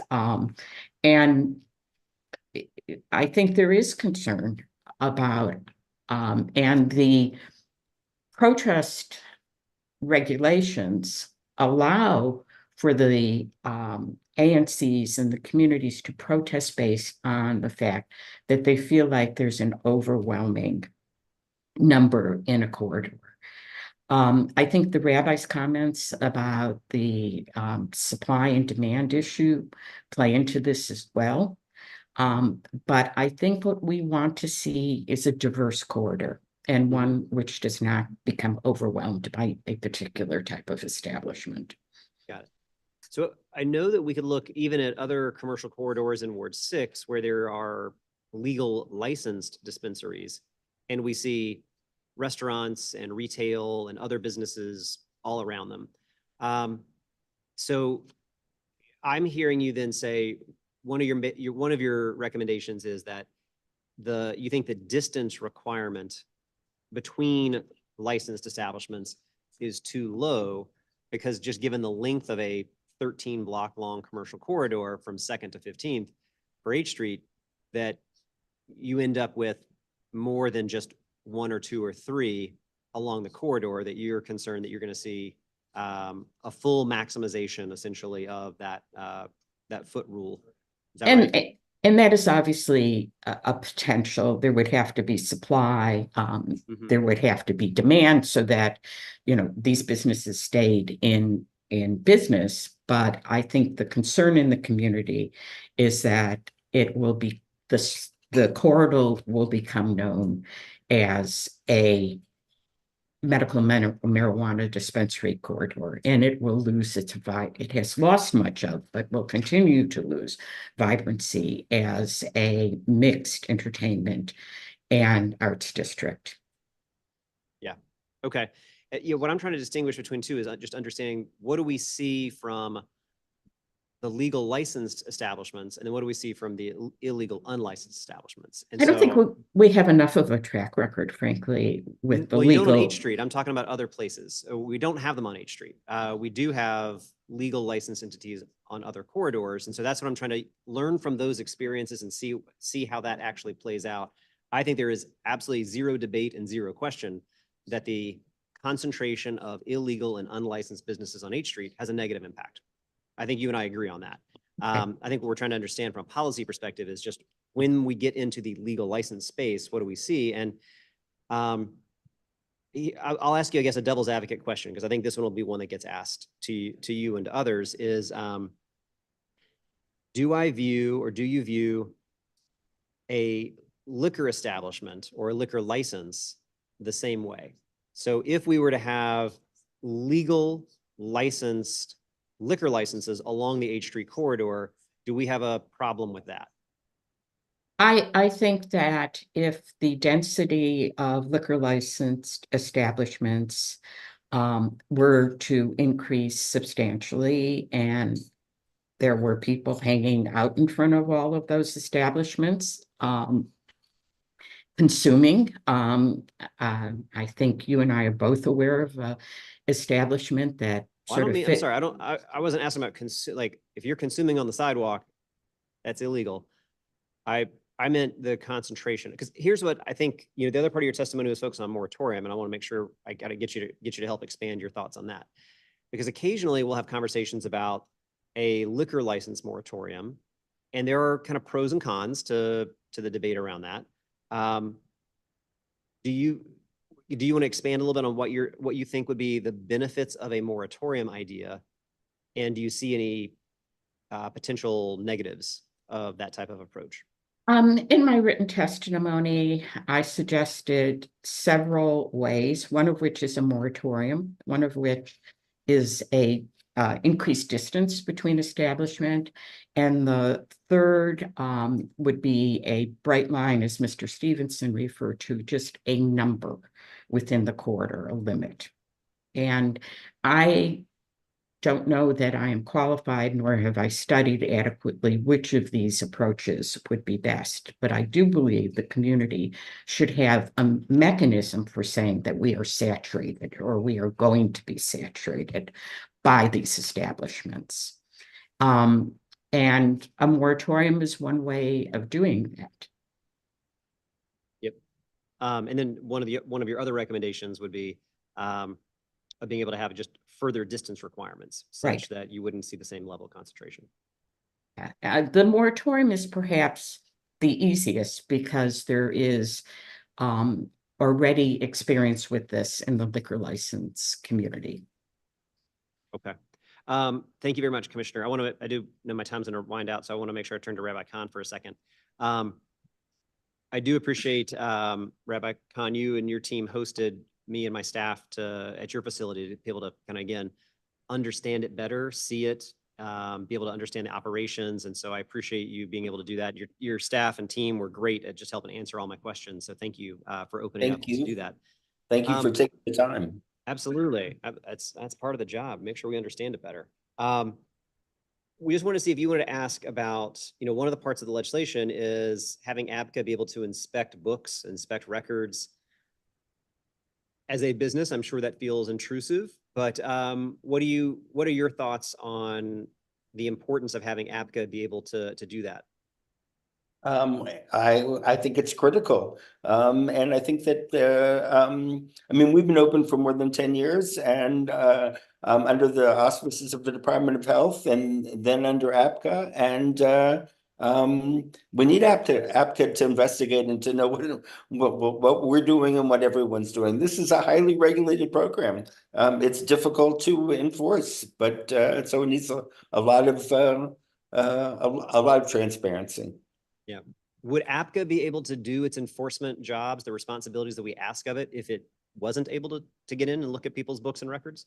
No. I agree.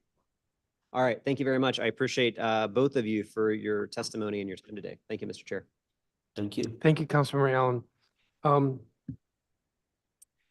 I think I'm going to start with Commissioner Shapiro. I'm not quite sure what the point is of a moratorium if most of the businesses operating are illegally operating. And that's actually where I kind of want to go here. And that is, in your view, why is it, Commissioner, that there is not enforcement? Your testimony noted that some of these businesses, maybe most of them, don't have a certificate of occupancy or the correct certificate of occupancy. Some of them don't apparently even have a basic business license, certainly not the correct business license. Why do you think there isn't enforcement? And I'm going to ask the same question of the rabbi. If I knew the answer to that, I'd be more than a volunteer ANC commissioner. I don't mean to be cynical, but it is very difficult for me to walk down a commercial strip and see what even an old gray-haired lady knows to be as drug sales on the street, consumption on the street, businesses operating without certificates of occupancy or basic business licenses. I don't know why the city is not enforcing its own laws. I would ask you that question.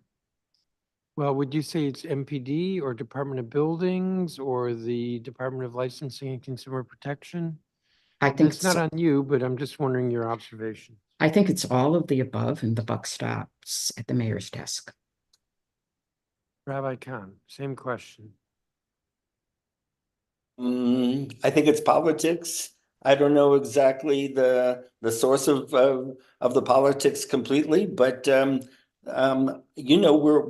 welcoming these I-71 businesses into our industry, and we're glad that the industry is expanding. But I would point out that they opened without permission, and the city allowed them to remain open, all of them, and now we're trying to find a way to make some of them legal, and I hope that they all transition.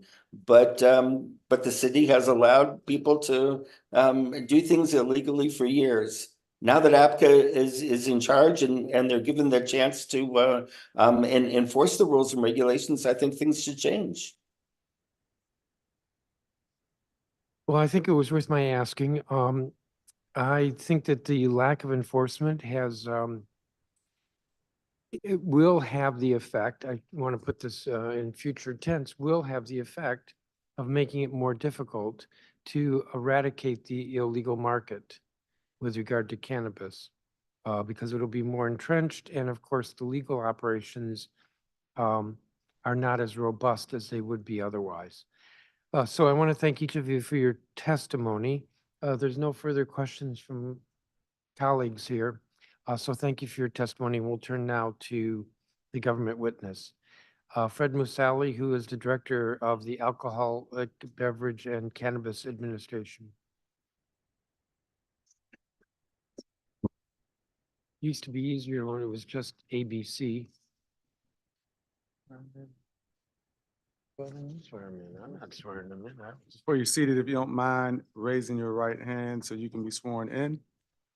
Do you swear or affirm on the opinion of law that the testimony you're about to provide to the Council of the District of Columbia is the truth, the whole truth, and nothing but the truth? I do. Thank you very much, Director. You can begin your testimony whenever you are situated.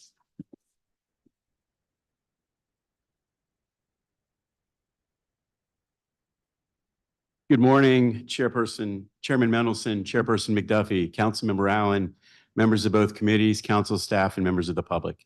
My name is Fred Musali, and I am the Director of the Alcoholic Beverage and Cannabis Administration. I would like to thank the two committee chairs for holding a hearing on these important pieces of legislation. I am here today to testify in support of both Bill 25-581, the Medical Cannabis Clarification Amendment Act of 2023, and Bill 25-691, the Medical Cannabis Program Enforcement Amendment Act of 2024, with some changes. With regard to Bill 25-581, which provides clarity for the licensing process for both new and currently operating licensed and unlicensed establishments, our agency has two recommended changes. They are as follows. One, conditional licenses. As you heard today from other witnesses, Bill 25-581 provides our agency with the authority to issue one-year conditional licenses for all 6 medical cannabis license types. APCA is recommending that Bill 25-581 be amended to provide our agency with the statutory authority to extend conditional licenses for cultivation centers and manufacturers only for one additional 6-month period.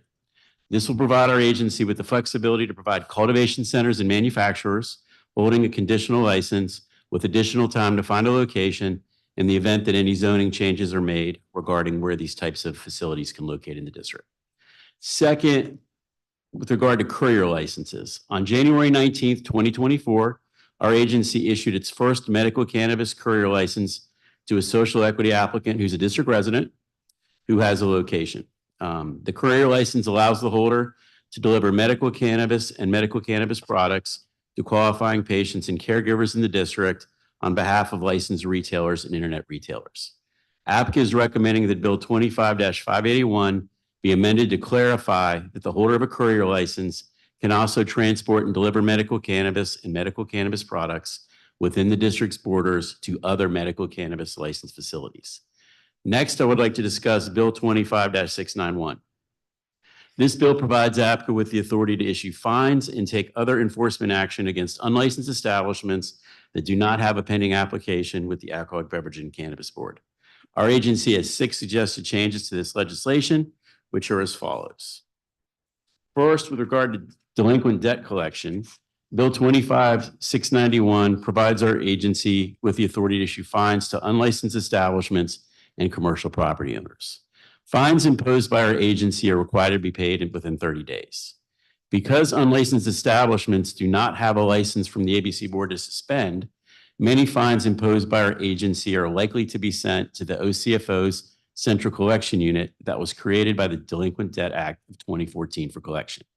By way of example, the state of New York has levied more than $25 million in fines against unlicensed establishments for selling cannabis products.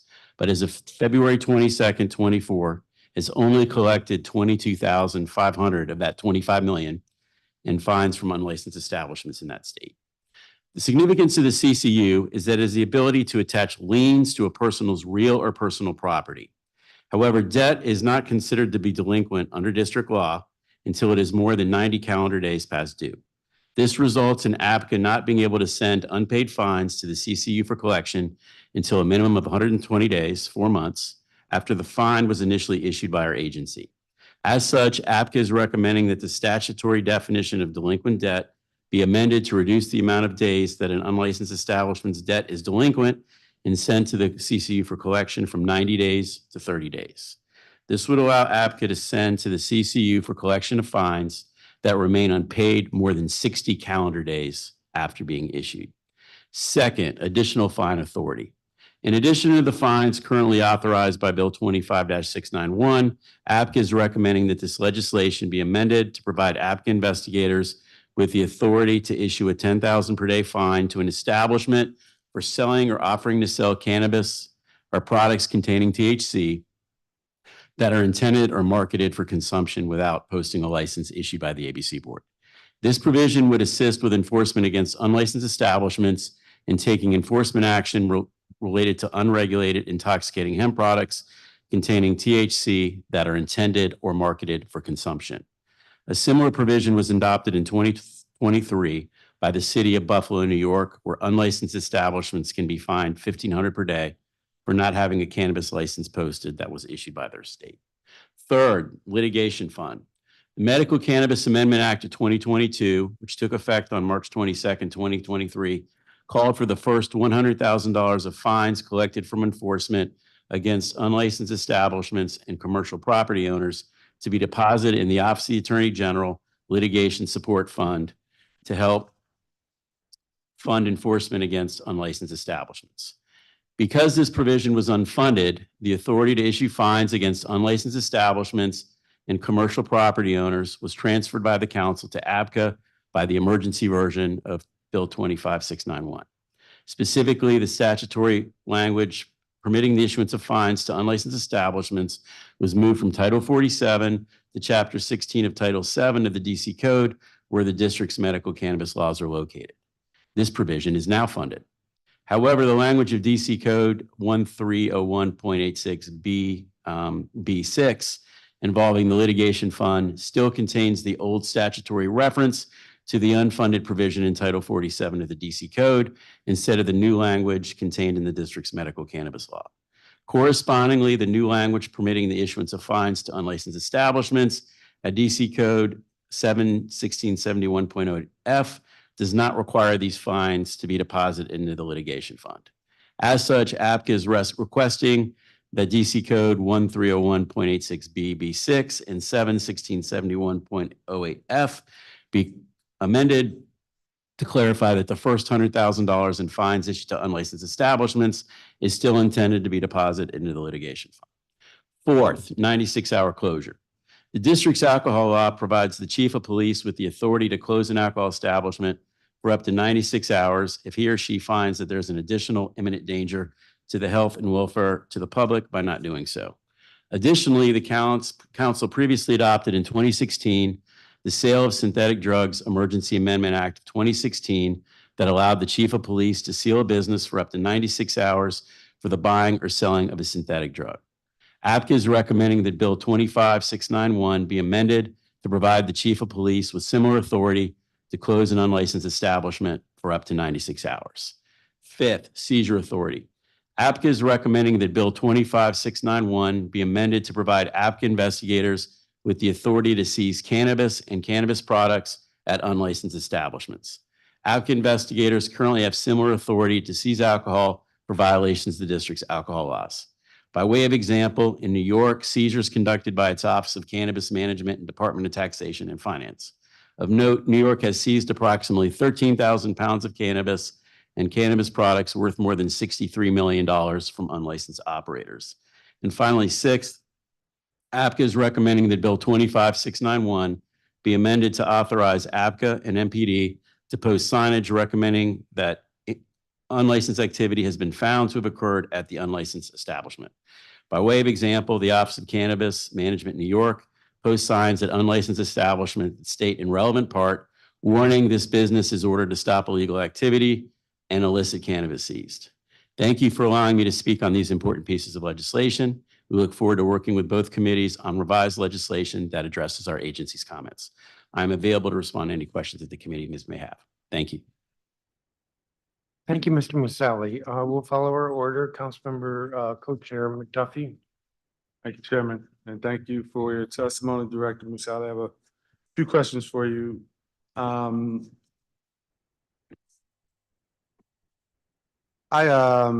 know that there's been a number of, at least the committee has heard a number of concerns raised with it from residents, from businesses expressing an interest in achieving a greater degree of parity with the district's medical cannabis program and existing alcohol laws. The new stipulated license process in B 25-581, for example, exists for applicants for liquor licenses. At the same time, we received testimony today recommending the medical cannabis moratorium process. And so I'm curious to hear your thoughts on this desire for more parity that many have expressed to this committee.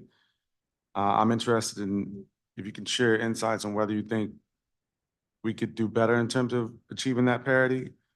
I'm also interested in which areas of the law do you think the fact that medical cannabis is medicine and whether that fact has any impact on whether we can achieve more parity between alcohol and medical cannabis.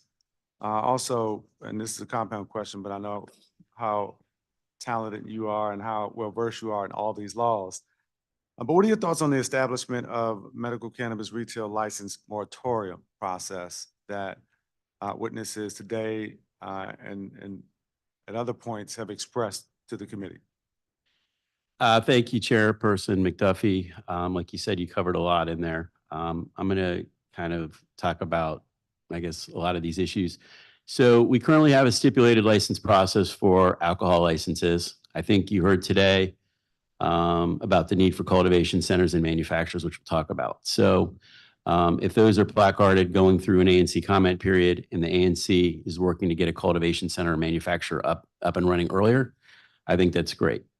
I think on the moratorium question, I think there's a couple of points to make. One is in the Medical Cannabis Amendment Act of 2022, there is actually allows for a moratorium, I believe, 1 year after the effective date of the act. So there is a moratorium process currently in that bill where moratoriums could start being requested, I believe, starting this year. So that process, similar to alcohol, was in a law that's already in effect.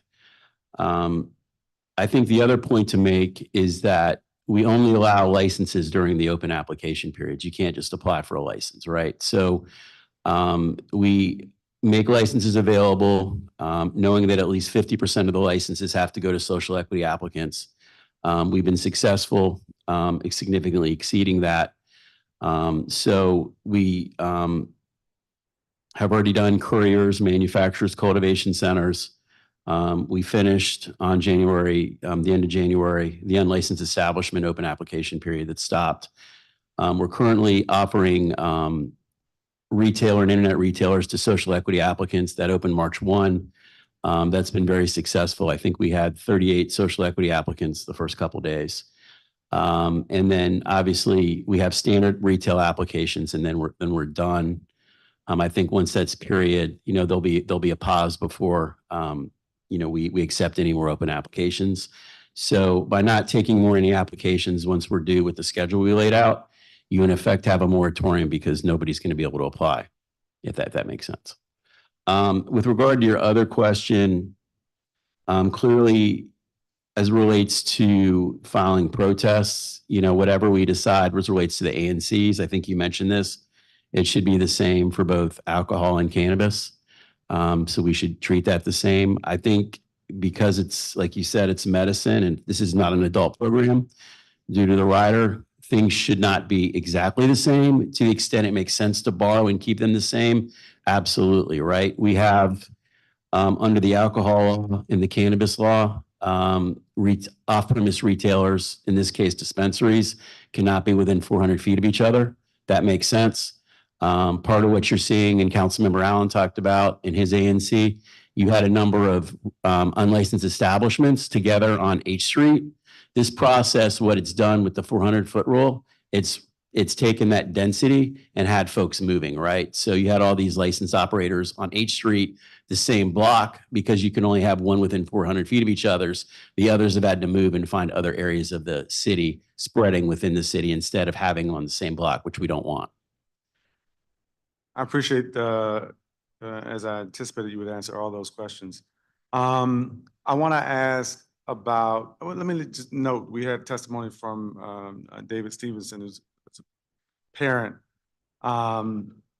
of two children who attend school downtown, and I found the testimony compelling, but also recognize some of the challenges that we've heard from existing businesses and applicants for the cannabis program about the challenges with being in a commercial corridor, especially where there's a school present. I wanted to know if you had any thoughts on what you've heard.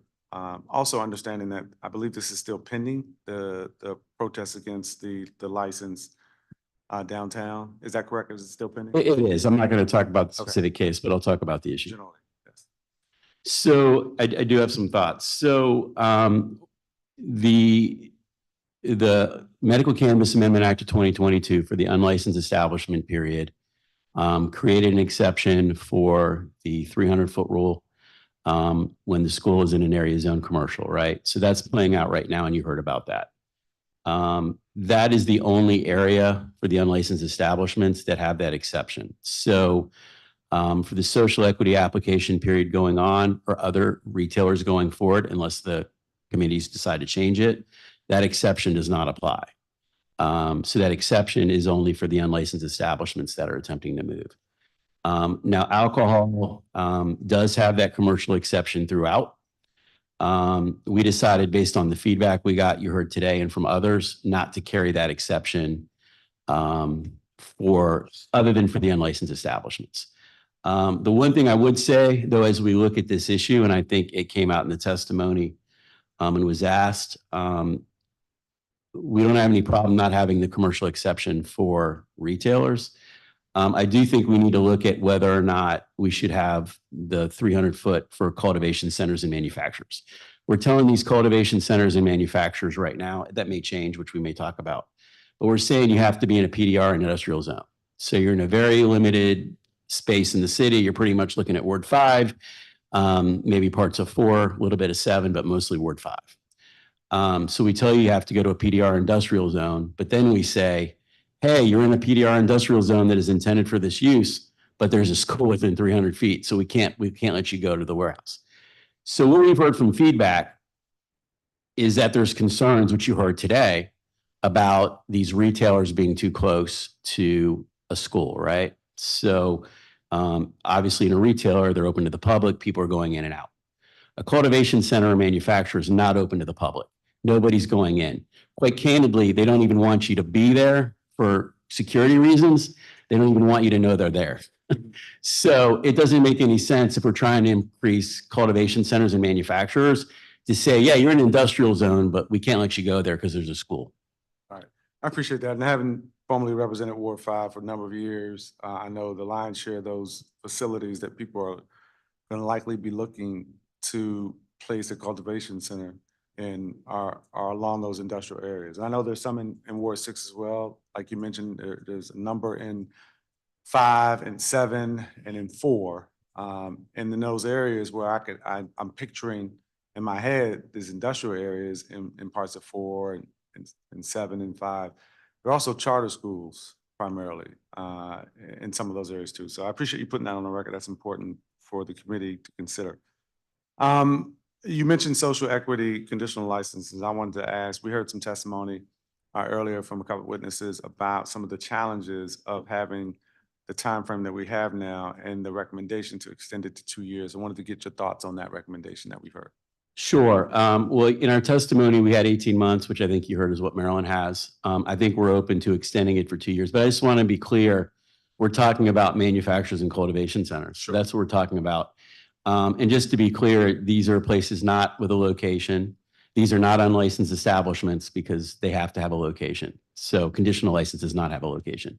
So the reason for this is a couplefold. One, I think you heard opening a cultivation center, and depending on the size of the manufacturer is time intensive, obviously requires a lot of money. The other issue, Chairperson McDuffie, is we've been working very proactively with zoning. That's been great. I think we have come to an agreement in terms of where these cultivation centers and manufacturers can locate, which I think is going to be a game changer and dramatically help things. So we look forward to them being able to share that information, but it's critical that that issue be addressed. And I think we should have something out on that fairly soon. Thank you for that. So one of the concerns I had early on as we were thinking through this process of creating that on-ramp was supply and demand and timing, right? We want to give I-71 shops who want to be licensed the opportunity to do so. They also have to sell cannabis that is grown in the District of Columbia. What's your assessment of how things are going on the cultivation side of things and the ability to meet the demand that we'll see given the amount of licenses that are going to be issued on the retailer side? Sure. And thank you for this bill because it dramatically deals with this issue. So there's two components here, right? We have enforcement. We need to take enforcement against folks that have not applied. And then we have a number of social equity applicants that have applied to get open. So the way we look at it is kind of like a gradual going up a hill. And what I mean by that, if you talk to the cultivation centers, they'll tell you until there's more stores that are open, they're not going to make more product, right? So if you talk to the cultivation centers, they'll tell you they don't have enough customers. Now, what you heard today is absolutely correct, right? It's like we have stores that are going to be opening over the next several months, right? So we can handle that. But if you had 50 stores open tomorrow, we wouldn't have the supply for that, right? So whether it's in Ward 7 or other parts, there's some cultivation centers that'll be coming online. I think probably the biggest, which is about 70,000 square feet, will probably open around May, which takes you to, probably not having cannabis till September, which is the date in your bill. The beauty of your bill, it's not just September, it's 180 days from board approval, which gives us some flexibility. So what you're going to see is establishments gradually opening up, right? Because the cultivation centers need more retailers open. They have enough product now, but they don't have enough product for 20, 50 stores. And that's why the zoning decision is critical, because we constantly get requests for, hey, I can open and find a location, I'd be ready to go, but I need the zoning change, right? So that's why we work for zoning. We had to come up with a solution, which we believe we have with them, which hopefully they'll be coming out with soon. And once that comes out, then people that are chomping at the bit, they can get a location and get up and running. Okay. Thank you for that. I have a final question. Since last fall, we've been in communication about potential racial bias in the protest process for alcohol license approval. And today we heard about this potential bias existing in the process for medical cannabis license approval too. I do understand that there are slightly different protest standards for unlicensed establishments and all other license application types, the latter of which have been established by rulemaking. Are you aware of any jurisdictions that the committee can look to for best practices on balancing the real need for community input with the need of businesses to not face unfair discrimination? That's one question. The other part of that question is, I'd love to hear your thoughts on the existing categories for protests versus having new completely, how do I phrase this? Versus having additional protest categories. Sure. I'll break that into, I guess, three parts. One, I don't have a best practices breakdown with me today. If you want us to get that for you, we're happy to do that. I'd love for you to do that. Absolutely.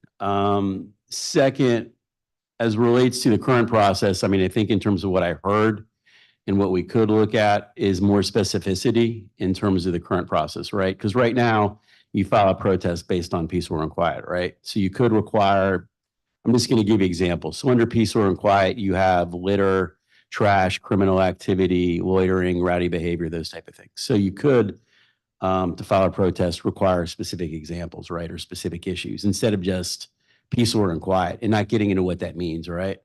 So that's one way to do that. You have the other protests or, adverse impact on parking and particularly pedestrian safety. You could, maybe require examples, right? So that could be one way as we look at it instead of just writing a blanket letter. Obviously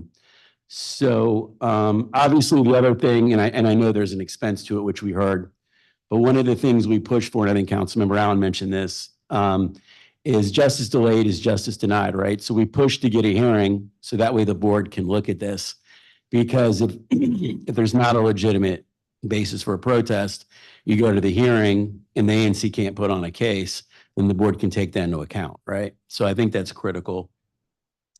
But if you want to look into getting more specificity in terms of requirements of what the protest letters say and the basis for the protest, I think we can look at that. I don't have a problem looking at other jurisdictions. Thank you for your testimony and for answering the questions. The last thing I'll say, because it's not related to cannabis, but I was on a meeting with ANC 8A commissioners yesterday and expressed a number of concerns about overconcentration of alcohol establishments. And I committed to connecting them with your office and making sure that they have the access to information on how to protest and what their rights are, et cetera. And so I wanted to just let you know that, and give you a heads up. Happy to work with them. All right. Thank you, Director. Thank you, Co-Chair McDuffie. Since you took a little over 15 minutes, Councilmember Allen, if you want 15 minutes. I'll try not to. Excellent. How about that? Dr. Masali, thank you very much for your testimony. Also, thank you and your staff for working closely with my team as we crafted that emergency legislation. The feedback that you and your team brought was invaluable. So thank you very much. Thank you to you and your team. Yeah, I think it's going to help us make sure that we've got that enforcement that we need. So let me start there a little bit. So you referenced that after the passage of the emergency legislation, you saw some changes happening in terms of both license applications, as well as you mentioned H Street, for example, of people looking for different locations. How many applications did ABCA receive from unlicensed establishments during the open application period from whatever that was, November 1st to the end of January? Sure. Excuse me. So we received 76 applications. Just to be clear, not all those 76 applications are going to be able to move forward for a variety of reasons. So 76 applications were filed for either a retailer or internet retailer. We got one application for a cultivation center, but it didn't have a location, so that doesn't qualify, right? And then some applications, they may not have had the required basic business license, which you had to have before December 31st, 2022. Some applicants didn't put locations for retail or internet. You had to have a location. So for a variety of reasons, not all of those are going to go forward, just to be clear. But we did see to benefit, as you know, the majority of unlicensed establishments were pretty much in wards 1, 2, and 6, heavily in 6, as you know. So what happened when somebody would apply for a block on H Street, when you looked at a number of the unlicensed establishments that were moving locations, many of them were moving from Ward 6 in terms of on H Street or around that area. So it did have an impact of, hey, if I'm going to continue this business and operate legally, I can't stay on H Street anymore. Yes, thank you. I have an editorial comment, but I'll hold to myself there. All right, so for the applications that you said may not move forward, have any been denied thus far? You're kind of previewing that some aren't going to be able to move forward. Does that mean that they've already been denied? Or does that mean that they're still working their way through the process? So of the 76, there have been some that have been denied for a variety of reasons. Roughly, how many is that? I'll just go with a handful have been denied outright. But they have been notified at this point. They've been notified that they've been denied. Correct. Okay. And I don't want to get too far ahead, but part of the reason for the denial is moving ahead with the written warnings, making sure it's clear they know they were denied before we issue a written warning. Makes sense. Which we'll talk a little bit about. It doesn't prevent other agencies from taking enforcement action. So one of the ones we denied, other agencies went out and took enforcement action, which is their right. The safe harbor period that ended at the end of January only impacts the act. It doesn't prevent other agencies from utilizing their jurisdictional authority. So going through the process, I'd put them in several categories. So one is, top of my head, a little under 30 have been placarded or gone through the public comment period, right? And then those kind of filed at the end are going through. Some have documents they need that they're missing in order to complete their applications. Some are being denied. Like I said, over 30 have gone through. We had, And sorry, Mr. Maselli, just to make sure, I understand, 30 have gone through and are approved, or 30 are now in that placarding process? 30 have either finished the placarding period or are going through the placarding period. Okay. There's probably, my last look at list, there's about 14 that got through the ANC approval process, either with support from the ANC or a settlement agreement with the ANC.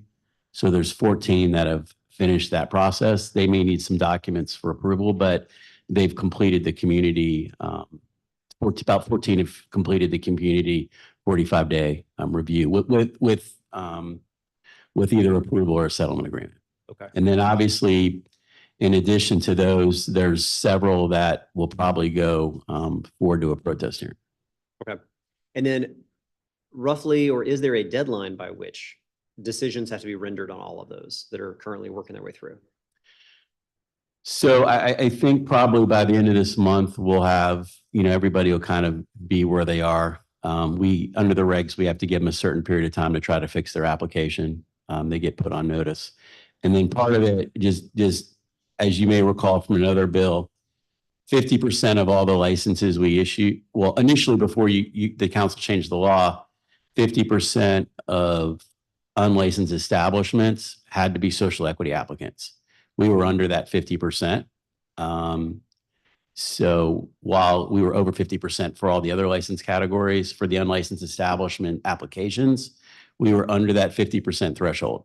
The council changed the law to allow us to have 50% of all retailer, internet retailer applications overall to be social equity applicants. So we were waiting until this March 1 period started, where we got about 38 applications for the first 2 days from social equity applicants to put us way over the 50%.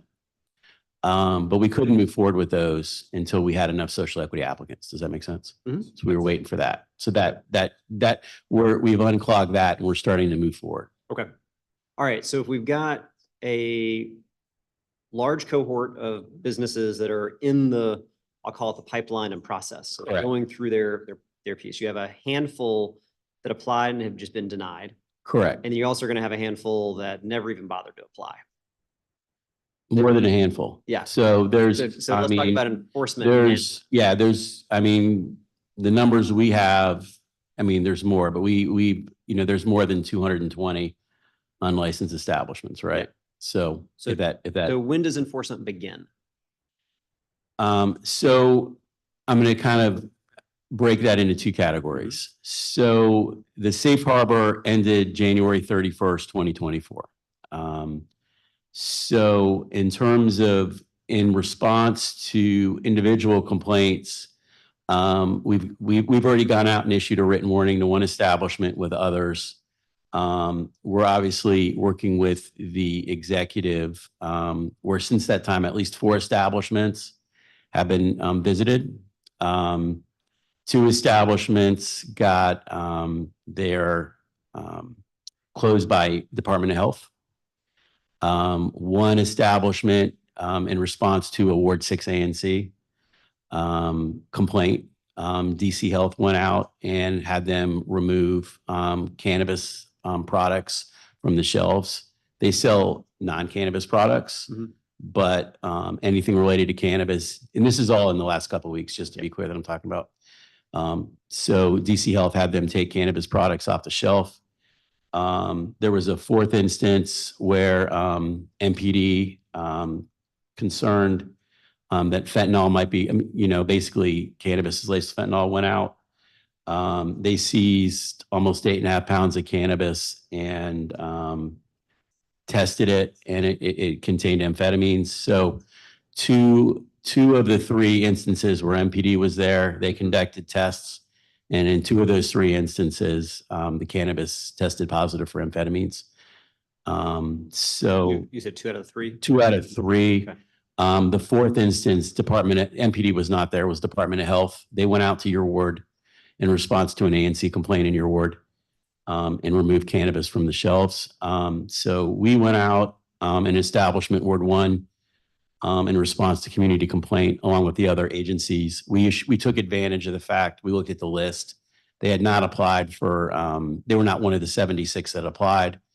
So we took advantage of the fact other agencies were there, issued a written warning. Based on some of these other agency actions, we're in the process of writing other written warnings because, I mean, if we already have all the documentation from the other agencies, we can use that, to issue a Yep. written warning. All right, so the and warning then- goes out, and then when do you start So moving towards fines or closure? So the way the bill, and thank you for your bill and all the other council members of the committee here, committees. So we start with written warnings. So we, like I said, have mapped kind of everything out, have a list of who applied, have a list of the unlicensed establishments. So we will be starting with written warnings, which is what's in the law. From the written warnings, we can proceed forward with cease and desist orders. And then we also have the ability to start issuing fines, both to the unlicensed establishments and to the property owners, if that makes sense. Yep, okay, got it. And we haven't done that yet. We have not done that yet. In March, we're going to be, we've already been planning actively over the last several weeks. And so we'll be going out in March, issuing a lot of warnings, and then we'll move forward. I think the other plus, which I think was mentioned here, based on the legislation passing, received a number of calls from property owners concerned that they may get fined and asking how they evict their tenant. So I think the commercial property owners being on notice, knowing they could potentially get fined, I think helps as well. Got it, okay. Well, I didn't think it was gonna take all my 15 minutes, but I just might. Couple other quick things I want to touch on. You also talk about recommendations. I appreciate you kind of made some good things for us to think about how to be a bit nuanced in thinking about the other issue around retailers and proximity from a school. But I would agree with you completely, a cultivation center, you don't really even know you're going into one until you're inside. Mhm. And so it's a very different, very, very different type of establishment than a retail. And so I appreciate your comment there of trying to draw a little nuance there between that and the uses. Thank you. On the 96-hour closure, that to me feels like we're bringing into alignment ABCA and MPD's partnership when it comes to determining something in the liquor license context. Correct. So the 96-hour closure is in the alcohol law, right? Yeah. The chief has that authority to close an establishment. Talked to the MPD, made sure the chief of police was okay with this before we brought up. So along with this in the signage posting, we did, coordinate with MPD before we, brought that here today. And so I think it makes sense because I think if you looked at, not saying we're exactly like New York in terms of situation, but if you looked at New York, they've issued $25 million in fines and collected a little over $22,000, right? So that tells you that the ability to close an establishment, seizure, and obviously we have other tools, Department of Health and others, those are really going to be critical. If you're just issuing Absolutely. warnings and fines, you're not going to get to where we need to go. No, I mean, the reason why the 96 hours is so powerful is because it hits the bottom line, right? I mean, I've got a establishment on H Street that just the other week, the security guard who normally sits on the sidewalk outside the establishment decided to jump into a car with somebody else and drove blocks firing guns at each other. That business was open the entire time, open the next day. And I believe probably the same security guards right back there again. That's like, those are thresholds of a dangerous business and one that I don't think is well run. And I think that would be the exact situation when you would want MPD to be able to exercise that. I want them to exercise it judiciously. Absolutely. But I think that we've seen examples where they do that. It's a pretty high threshold and bar to cross, but when it's crossed, that action needs to happen. And the hit that you take to the bottom line as a business is why it has teeth. So I agree. I would completely support you having that, you and MPD having that ability to do that. Thank you. ABCA also, you're recommending agencies given the authority to seize cannabis products. You have that authority for the alcohol regime, correct? Correct. Okay. Yeah, we have the ability for alcohol, but not for cannabis. All right. And is that when you seize something, is it because it's evidence collection purposes? What help understand? Yeah, it would be for evidence purposes of bringing a case against the establishment. Okay. And are there any Fourth Amendment concerns about that seizure? Or since you do it already in alcohol, you have a precedent? Not for us, for MPD, I don't want to get too off base, but they have, I mean, I think generally when we had the seizure, it was, cannabis that was in plain sight, that was in the windows. There are some Fourth Amendment issues if you go in and have MPDCs. Just by way of example, in New York, their version of MPD went in, seized a bunch of cannabis. And then those cases were brought before their cannabis administration. And then if you see these articles, you notice all of a sudden the hearings never happened and the cases all got dropped and disappeared. And it was because there was no warrant for MPD going, their version of MPD going in and taking the cannabis. So you want to avoid that, right? Because then otherwise those cases are all getting dropped. Got it. And then since I have 30 seconds left, real fast on delinquent debt collection. We see how this works and it's happening right now in New York. Central Collections Unit or the CFO, where do they stand on? So I didn't put anything in my testimony. I didn't check on. Okay. So I contacted the CCU and made sure they were okay with it. I believe it or not, when the council passed the bill you introduced, they actually contacted us first and asked for a meeting and said, hey, can we help with this collection? And they brought it up as an idea and a suggestion, and it kind of was in my head. And then called them up and said, hey, if we put this in testimony, do you guys support it? And they said, yeah, we support it. Fantastic. Thanks. I apologize. I didn't think I'd take 15, but I did. So thank you very much. Great questions and answers. Well, I think I'll take 15 and then some. Mr. Musali, you said to Co-Chair McDuffie that you would submit him some sort of analysis he requested. Yes, he asked for an analysis of how other jurisdictions handle this per their protest process. And you'll provide a copy to the committee of the whole. Of course. Thank you. Always just want to be clear. Absolutely. I have a number of questions. I'm going to go through your testimony in order. So you in your testimony, you say extend conditional licenses for cultivation centers and manufacturers for one additional 6-month period. That would be a total of 18 months. There was testimony 2 years. I think you said you'd be okay with 2 years. Tentatively, yes. I'd have to run it by my board, but tentatively, I believe so, yes. And regarding CCU,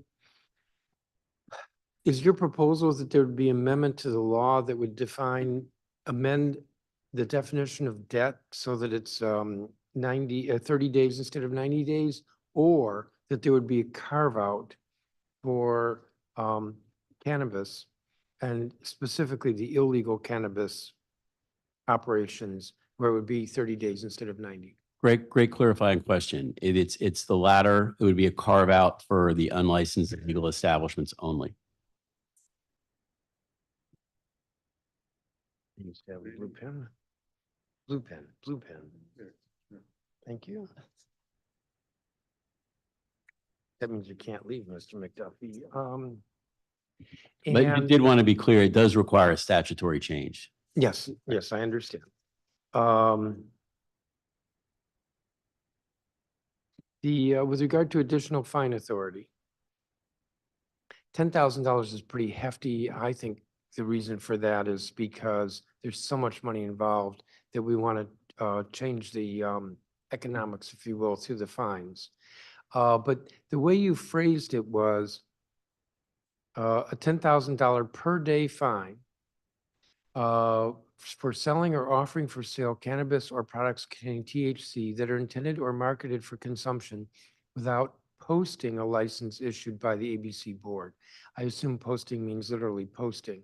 That's correct. To me, that sounds a little high if the infraction is only failure to post. It would be, in my view, justified if it is not having the license. Help me here. Happy to work with you on the language. The $10,000 came just because that was the fine for the other offenses in the emergent. Sure, and I don't have a problem with that, but Yeah. I think, it kind of reminds me of some of the complaints I hear regarding ABC. If it's just, if you have the license and you didn't post it, I don't know why a business wouldn't do that, but it's possible. So- This fine is only intended for unlicensed establishments, just to be clear. Yeah. It's not intended for licensed establishments. If you want to have the fine for not having yeah, we can work with you on the language, but it's not intended, Chairman, to be given to any licensed establishments, if that makes sense. It's only for Yeah, unlicensed no, that establishments. totally makes sense. On the 96 hours. So I was thinking about that. I'm not sure I share my colleagues' enthusiasm. My understanding is that in the ABC context, we have this 96-hour summary closing by the chief of police so that there's time for the board to have a hearing on whether to revoke the establishment's license or suspend it. So we'll have a bar. The bar, there's been a lot of violent activity associated with it. Then there's a shooting. This is a bad spot. And the chief is like, I'm tired of this. So the chief says, I'm suspending the license for 96 hours. And then you, establishment, you can go before the ABC board. But with an unlicensed establishment, there's nothing for you to do. So if you look at some of the authority that DLCP currently has, I think it's in Title 47, you could have a situation where there could be a remediation plan, which I think we've mentioned, in terms of action taken to resolve whatever the issues are. But what are you doing if it's an unlicensed establishment? I mean, they should be shut down, period. If you just want to shut them down, we can work with you on that as well. I'm just trying to look for, This is where I get in Yeah. trouble with everybody because nobody wants to shut them down, but I do. Putting that aside, I mean, we've provided a ramp for the unlicensed, the so-called I-71 to get a license. But going forward, presumably we've got legals and illegals. So I'm not sure why we would have a remediation plan for an establishment that doesn't have a C of O, that doesn't have a basic business license. you're going to have, so what I would say is these businesses, they're going to be in two categories, right? So you're going to have some businesses that all they do is cannabis, CBD, and cannabis products. Then you have other, I'm just going to give you an example, right? So we had one issue where we issued a cease and desist to a convenience store that had a liquor license where they were selling cannabis products, right? So we did a cease and desist because they don't have a cannabis license. They had a liquor license, but they didn't have a license to sell cannabis. So you could have a situation where, which we did in this case, you can't sell cannabis. You need to get rid of these cannabis products. You can operate as a convenience store, but you can't sell So the cannabis. 96-hour would make sense there Correct. because they're a licensed business. But they're a licensed. Correct. Like I mentioned in Ward 6, the one business where DC Health went out, they had them remove all the cannabis products, but they allowed them to stay open to sell non-cannabis items. Speaking of which, so did the Department of Health seize all of the product? Because in what part of your answer earlier, you said seize for evidence.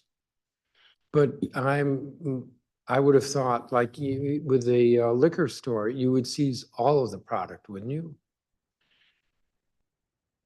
In terms of for the unlicensed cannabis, it could be a situation where we're seizing all the product, depending on how the law is written. Yes, 100%.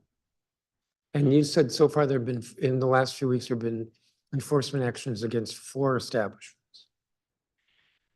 Enforcement action by the executive against 4 establishments. That's correct. Different district government agencies, but 4 total. And of the 4, 3, the product was tested. Why not 4? So MPD was at 3 locations. 2 of the 3 tested positive. The 4th location, MPD was not present. It was just Department of Health. It was just what? Just the Department of Health. MPD was not with the Department of Health. And only MPD can test? No, but I'm just telling you, in that instance, they did not test it. Okay, which is. We are working on making sure we have test kits and can test when we go out. Okay. Related but unrelated, why is it that there's no testing facility for the medical cannabis? So we've been working actively, and thanks to the council's help and your help, to get a testing lab. We have 2 testing labs that have been conditionally approved by the board. One, I think, has just found a location. We have several other testing labs looking to come into the district. One has been, I guess, finding a location. Just the number of licensees we have, I think, as we on-ramp and have additional licensees, there'll be more interest. But part of it is if you're a testing lab and you only have so many licensees, there's a financial issue. Plus, to open up a testing lab, it's going to cost you high six, over $1 million. So what I would say is based on the legislation the council did and specifically your office and you worked on has dramatically increased interest in testing labs, resulted in 2 testing labs getting approved. Although they've been approved, they're not open yet. How soon do you think they'll open? So one of the testing labs represented to us that they were going to be open in June or July. We get told that all the time, but that's what they've represented. So, even if it's a couple months later, hopefully we'll have one open in the next few months. And the other one will be later. The other would be later. And are there still impediments that we have in the law that we don't need that would make it easier to open these testing labs? I think the one thing that might be helpful just to clarify in the law is that nothing prohibits them from testing other types of chemicals or products. One of the main inquiries we've gotten is if they test cannabis products, is that going to preclude them from doing any other type of testing? I think it's going to be more profitable if the testing lab can make money testing various products versus only being able to test cannabis. Sure. You said something about limiting the number of, I don't think you said clients, but that was sort of what I heard. Why do we do that? No, we're not. What I'm saying is, as we increase the number of licensees we have, there'll be more interest by testing labs. Sure. Right now, But because there's not a limit in the number of. There's not a- If they want to test 10, they can, and if they want to test 100, if they're 100, they could test 100 license. 100%. There was a recommendation for a supply and demand study. What's your reaction to that? I don't think there's a need for that. I think we've got our handle on knowing how we have to gradually open things. We're talking to, pretty much all the stakeholders. We're fully aware that we can't just have 20, 50 licensees. And that's why we're taking a gradual approach where there'll be a couple that'll open now. Additional licensees will open around September. And then as zoning changes, additional cultivation centers and manufacturers open, then we'll go that way. Is the world changing regarding enforcement in the district? Because I think it's been pretty anemic to date. So yes, so we appreciate the council taking this issue on. There was in the Medical Cannabis Amendment Act of 2022, there was a 315-day safe harbor provision that expired January 31st, 2024. Once that happened and the council, as you know, gave the authority, moved it from DLCP to APCA, that is going to help as well. But the January 31st, 2024 date being gone has allowed the other district agencies to know that they can now move forward as well. I could follow up, but I'll pass for the moment. So my last question is on this. Why do we have protest hearings? Before you answer. We don't have protest hearings. We don't regulate in the same way like drugstores or grocery stores or department stores. Now, I get it for liquor because there's a history with a liquor store of folks congregating in front and drinking. With bars, there's a history of bars where people drink too much, get in fights outside, get in their cars and drive home or hit somebody. So I get that, but I don't think we have the same kind of evidence with regard to cannabis. So in many ways, in fact, in a lot of ways, we are approaching cannabis as it is analogous to liquor. We want to license it in the same way. The ABC board unfortunately is no longer ABC. I have to learn it's APCA. But I'm not, I want you to, I want to think here. Why do we have protest hearings? Chairman Mendelson, I do want to give you the good news first, because even though we're ABCA, the board is still the ABC board. We just replaced the control of cannabis. You can still go ABC board and you're good. Moving on to the serious topic here. So what I would say is, as the council looks at this issue, I think you can make distinctions. So we do not make testing laboratories subject to a protest, right? And we do not make courier licenses subject to a protest. I think when you look at manufacturers and cultivation centers, you can argue that either way. On the alcohol side, unless they're going to be open late with on-premise consumption, we don't make manufacturers subject to protest, right? So you could potentially make a distinction between cultivation centers and manufacturers. We don't make garden centers subject to protest. Of course, you don't have regulate them, but we don't regulate them. They don't, Right. Go on. No, I'm with you.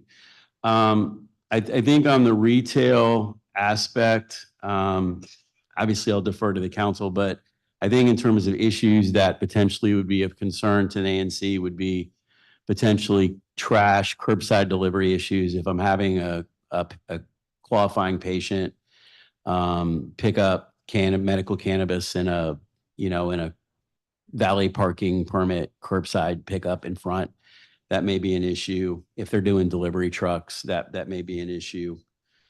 We do also keep in mind, we don't have any yet, but we do have what's called a safe use treatment endorsement, where if one got issued, we do have, I think, two or a couple that have been applied for going through the protest process. You would be able to consume medical cannabis on site. So that may be a distinction in terms of But do we have evidence of people getting stoned and stumbling outside the establishment and then getting into a fight? we don't have any of these open yet, so I don't want to speculate on something that we don't have. Or but- stumbling and going outside and maybe not getting into a fight, but getting into a car and driving into a tree? Well, the one thing here is most of these are currently they're all off premise, right? So you all buy your cannabis as a patient, which I think is important to mention. You just can't show up and not register as a patient, right? You do have to register. You do have to give your name, ID, all that. So that is one thing. There's no, other than the safe use treatment facilities, which we don't have any and would be limited, they're expensive to build out. Currently, 100% of what we have is off premise sales, if that makes sense. And of course, the law prohibits consumption of Correct. cannabis outside, as in smoking. Correct. So that's illegal without regard to your oversight. Correct. And I'm thinking, so there is in my view, a lot of unlawful and sometimes violent activity on 8th Street, but those are associated with illegal shops. We don't have any, the area we're talking about, we don't have any licensees currently. So, I mean, I could see having a protest hearing for an illegal shop because there's violent activity associated with it, except it's illegal, so you can't have a protest hearing.